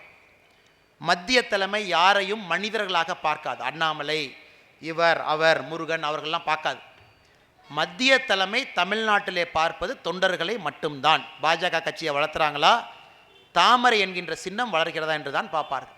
அதனால் யார் வேட்பாளராக அறிவிக்கப்பட்டாலும் காங்கேயம் சட்டமன்ற தொகுதியிலே நீங்கள் அனைவரும் ஒன்றாக இணைந்து வேலை செய்வது தான் நாராயணசாமி ஐயா அவர்களுக்கு நீங்கள் கொடுக்கின்ற மரியாதை. சும்மா 50 வருஷம் கட்சியில் இருக்காருங்களா, எந்த ஒரு சுகத்தையும் அனுபவிக்காமல். இதே டிஎம்கேல இருந்தார்னா இன்னைக்கு ஒரு 10 கான்ட்ராக்ட் எடுத்திருப்பார், ஒரு பஜிரோ காரில் வந்திருப்பார், ஒரு 100 இடத்துல கொடியை கட்டிக்கிட்டு அண்ணன் இன்னார பெரிய ஆளுன்னு சொல்லிட்டு ஒரு துண்டை போட்டு வந்திருப்பார். நம்ம கட்சியில் மட்டும்தான் நம்ம ஆட்சியில் இல்லாத நாள் உங்கள் கை காசை போட்டு நீங்கள் செலவு பண்ணுறீங்க. கை காசை போட்டு ஒரு போஸ்டரு, கை காசு போட்டு இந்த லைட்டு, கை காசு போட்டு இந்த ஸ்டேஜ். இதை டிஎம்கே கட்சினா 10 கான்ட்ராக்டாரை வந்து கொடுத்துட்டு போயிருப்பான். நீங்கள் எதுவும் சொல்ல வேண்டாம். ஒரு 100 போஸ்ட் 100 போஸ்ட். ஏன்னா அரசில் அவர்கள் அனைவரும் பயன்பெற்றிருக்கின்றார். ஸோ நாராயணசாமி ஐயாவுக்கு உண்மையாலுமே வெள்ளகோயில் மாநகரத்தில் நம்ம மரியாதை கொடுக்கணும்னா இவர் வந்து தனி மனிதன் பார்த்து வளரல. நாராயணசாமி ஐயா என்கின்ற மனிதர் இவரை பார்த்து டெய்லியும் கண்ணாடியில் பார்த்துக்கிட்டு நான் நல்லா இருக்கேன்னு வளரல. இவர் கட்சியும் கொள்கையும் பார்த்து தான் இவ்வளவு தூரம் வளர்ந்து வந்து மேடையின் நம்ம முன்னாடி உட்கார்ந்திருக்கார். அதே போல அந்த பற்று இல்லாத வரை தமிழகத்திலே பாஜக ஆட்சிக்கு வராது. இது உண்மை. இந்த மேடையில் சொல்வது எனக்கு எந்த ஒரு தயக்கமும் கிடையாது. அந்த பற்று உங்களுக்கு வந்துருச்சுன்னா 2 வருடம் போதும். நம்ம கட்சி, நம்ம சின்னம், நம்மளுடைய வேட்பாளர் கோயம்புத்தூரில் மட்டும் 48 மனிதர்கள் இந்த கட்சிக்காக உயிரை கொடுத்திருக்கின்றார்கள். கோயம்புத்தூரில் நடந்த 98 நடந்த குண்டுவெடிப்பாக இருக்கலாம். நம்முடைய நண்பர்கள் வந்து இஸ்லாமிக் ஃபண்டமெண்டலிஸ்ட்னால வெட்டி சாய்க்கப்பட்டிருக்காங்க. ஹொசூரில் மட்டும் 9 பேர் செத்து போயிருக்காங்க. சேலத்தில் நம்முடைய மாநில பொதுச் செயலாளராக இருந்தபோது ஆடிட்டர் ரமேஷ் வெட்டி கொலை செய்யப்பட்டார். எதற்காக? இவங்கெல்லாம் திமுக காரங்க மாதிரி கடப்பாப்புக்கல்ல திருநாங்களா, அவங்களுக்கு ரியல் எஸ்டேட்டில் சண்டையாக வந்து வெட்டி கொண்டாங்களா? இவர்கள் அனைவருமே சாதாரண மனிதர்கள். கட்சியின் கொள்கைக்காக மட்டும் அவர்களை வெட்டி கொலை செஞ்சாங்க. இந்த லாஸ்ட் 20 வருஷத்தில் 100 பேர்த்துக்கு மேலே தமிழ்நாட்டில் பாஜகவின் நண்பர்கள் இறந்து போயிருக்காங்க. எதுக்காக செத்து போனாங்க? வேலை வெட்டி இல்லாமல் இறந்து போனாங்களா? ஒரு நாள் இல்லை என்றால் ஒரு நாள் என்னுடைய கட்சி தமிழகத்தில் ஆட்சிக்கு வந்து உட்காரும்.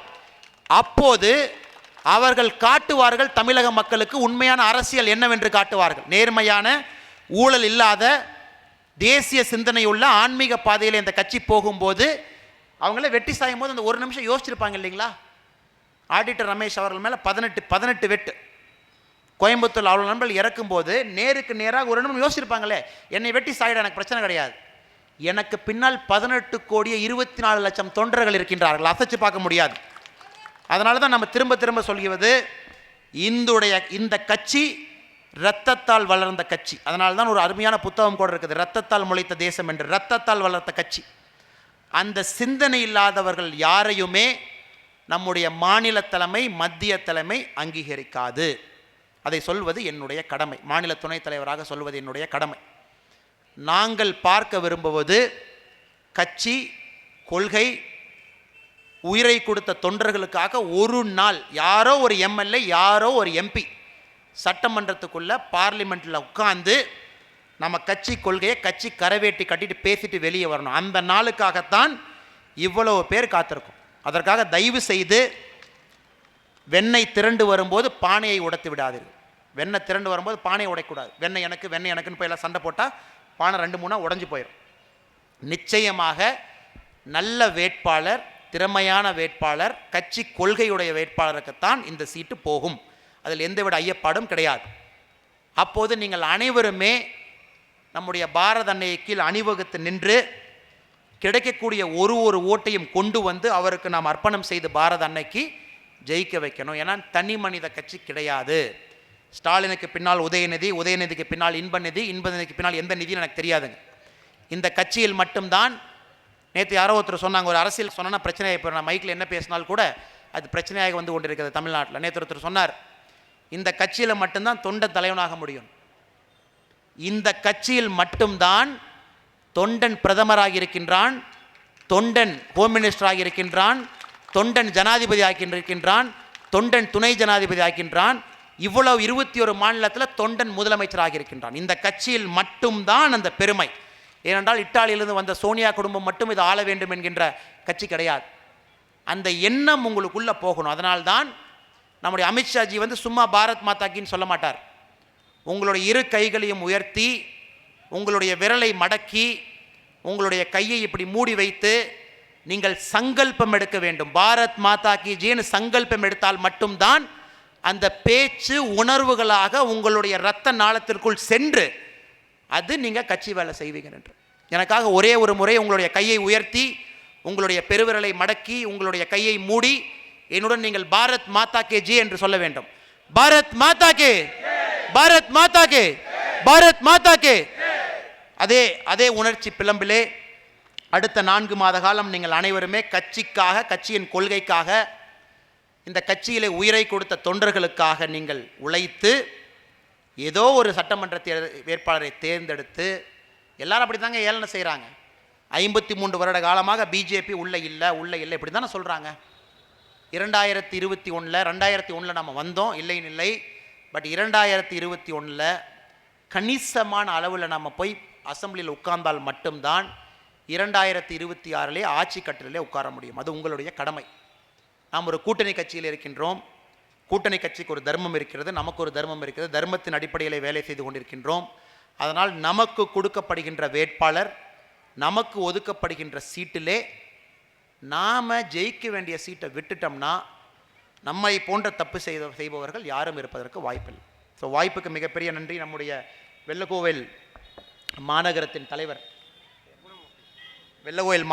தலைவர் அண்ணன் குணமூர்த்தி அவர்கள் நம்முடைய இந்த நிகழ்ச்சியை ஒரு வார காலமாக 10 நாட்களாக கடினமாக உழைத்து இந்த நிகழ்ச்சியை ஏற்பாடு செய்து எங்கள் இங்கே கொண்டு வந்திருக்கக்கூடிய அனைத்து நண்பர்களும், தாமோதரன் அவர்களுக்கு, மேடையில் இருக்கக்கூடிய அனைத்து நண்பர்களுக்கும், முக்கியமான கட்சி நிர்வாகிகளுக்கும் என்னுடைய தாழ்மையான வணக்கம். உங்களுக்கு வெள்ளக்கோவில் காவி கோட்டையாக மாறிக்கொண்டிருக்கிறது. இது காவி கோட்டை மட்டுமல்ல, இது ஒரு பாஜக சட்டமன்ற தொகுதியாக மாற்றுவது உங்களுடைய கடமை. வாழ்க வளமுடன். வாய்ப்புக்கு மிகவும் நன்றி. புண்ணிய ஆத்மாக்களும் ஆட்சிக்கு வருவார்கள் என்பது திருவண்ணாமலை பகவான் ஸ்ரீ ரமண மகரிஷி அவர்களின் வாக்கு. அண்ணாமலை IPS அவர்களும் இன்னொரு காமராஜராக வருவார்கள் என்று மனப்பூர்வமாக நம்புகிறேன். வெள்ளக்கோவிலின் வடக்கொன்றியத்தின் சார்பாக வடக்கொண்டல் மண்டல தலைவர் அவர்கள் சால்வை அணிவிக்கிறார். அடுத்ததாக மாற்றுக் கட்சியிலிருந்து புதிதாக தன்னை இணைத்துக்கொள்ள திரு அகிலன் அவர்கள், திரு தமிழ்ச்செல்வன், திரு முத்துக்குமார், திரு சிவராஜ், திரு பிரவீன்குமார், திரு அர்த்தநாரீஸ்வரன், திரு ராமு, திரு விஜயகுமார், திரு செந்தில்குமார், திரு பிரணேஷ் அவர்கள்.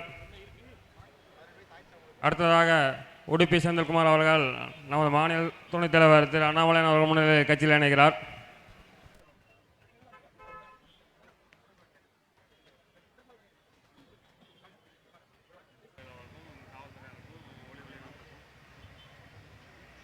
நமது மாநில துணைத் தலைவர் அவர்கள் முன்னிலையில் கட்சியில் இணைவதற்காக வந்திருக்கிறார். தாராபுரம் சட்டமன்ற தொகுதி கவுண்டசி புதூர் பஞ்சாயத்திலிருந்து திரு பிரபாகரன் அவர்கள் நமது மாநில தலைவர் அவர்கள் முன்னிலையில் கட்சியில் இணைகிறார். விவசாயிகளின் நண்பன் மோடி என்ற நிகழ்ச்சிக்கு பெருந்திரளாக வந்து கலந்து கொண்ட அனைத்து பொதுமக்களுக்கும் நமது மாநில நிர்வாகிகளுக்கும் நன்றிகள். நம்ம கட்சி உண்மையிலேயே ரொம்ப வித்தியாசமான கட்சின்னு அடிக்கடி சொல்லுவாங்க. அதுக்கு 2 விஷயத்தை எடுத்துக்காட்டாக சொல்லலாம். இப்போ ஒரு விஷயம் பார்த்தீங்கன்னா, நம்ம நிர்வாகிகள் மக்களை உட்காந்துருக்குறாங்க. மாவட்ட பொறுப்பில் இருந்தாலும் மக்களாக உட்காந்து இது பண்ணிட்டு இருக்கிறாங்க. 2வது பார்த்தீங்கன்னா, ஊழலை ஒழிக்கிறதுக்கு பார்த்தீங்கன்னா எல்லாமே டிஜிட்டலைஸ் பண்ணிட்டு இருக்கிறாங்க. 37 செகண்டில் 18,000 கோடி நேரடியாக போய் மக்களுக்கு எப்படி சேர்ந்துருக்குன்னு சாத்தியம் அப்படின்னா அது நம்ம கட்சினால தான். ஸோ இது மாதிரி இன்னும் பல சாதனைகள் பண்ண இருக்கிறாங்க. எதிர்க்கட்சி நண்பர்களுக்கும் தெரியும் ஜிஎஸ்டி எவ்வளோ நல்லது அப்படின்ட்டு. நம்ம ஊரில் நிறையா தனியார் நூற்பலைகள் இருக்குது. அதில் ஜிஎஸ்டினால் எவ்வளோ பெனிஃபிட் அடைகிறாங்கன்னு எல்லாரும் அவங்கவுங்க மனசாட்சி தொட்டு ஒரு முடிவுக்கு வந்து நம்ம பாரதிய ஜனதா கட்சிக்கு வரும் காலங்களில் கண்டிப்பாக வந்து ஆதரவு கொடுப்பாங்கன்னு நம்பிக்கையோட இந்த விழாவுக்கு வந்து சிறப்பித்த அனைவருக்கும் நன்றி. ஒளி அமைத்து கொடுத்த தேவர் அவங்களுக்கும் ரொம்ப நன்றி. மத்தியானத்திலிருந்து காவல்துறை நண்பர்கள் ரொம்ப உறுதுணையாக இருந்தாங்க, அவங்களுக்கும் ரொம்ப நன்றி. அனைவருக்கும் நன்றி.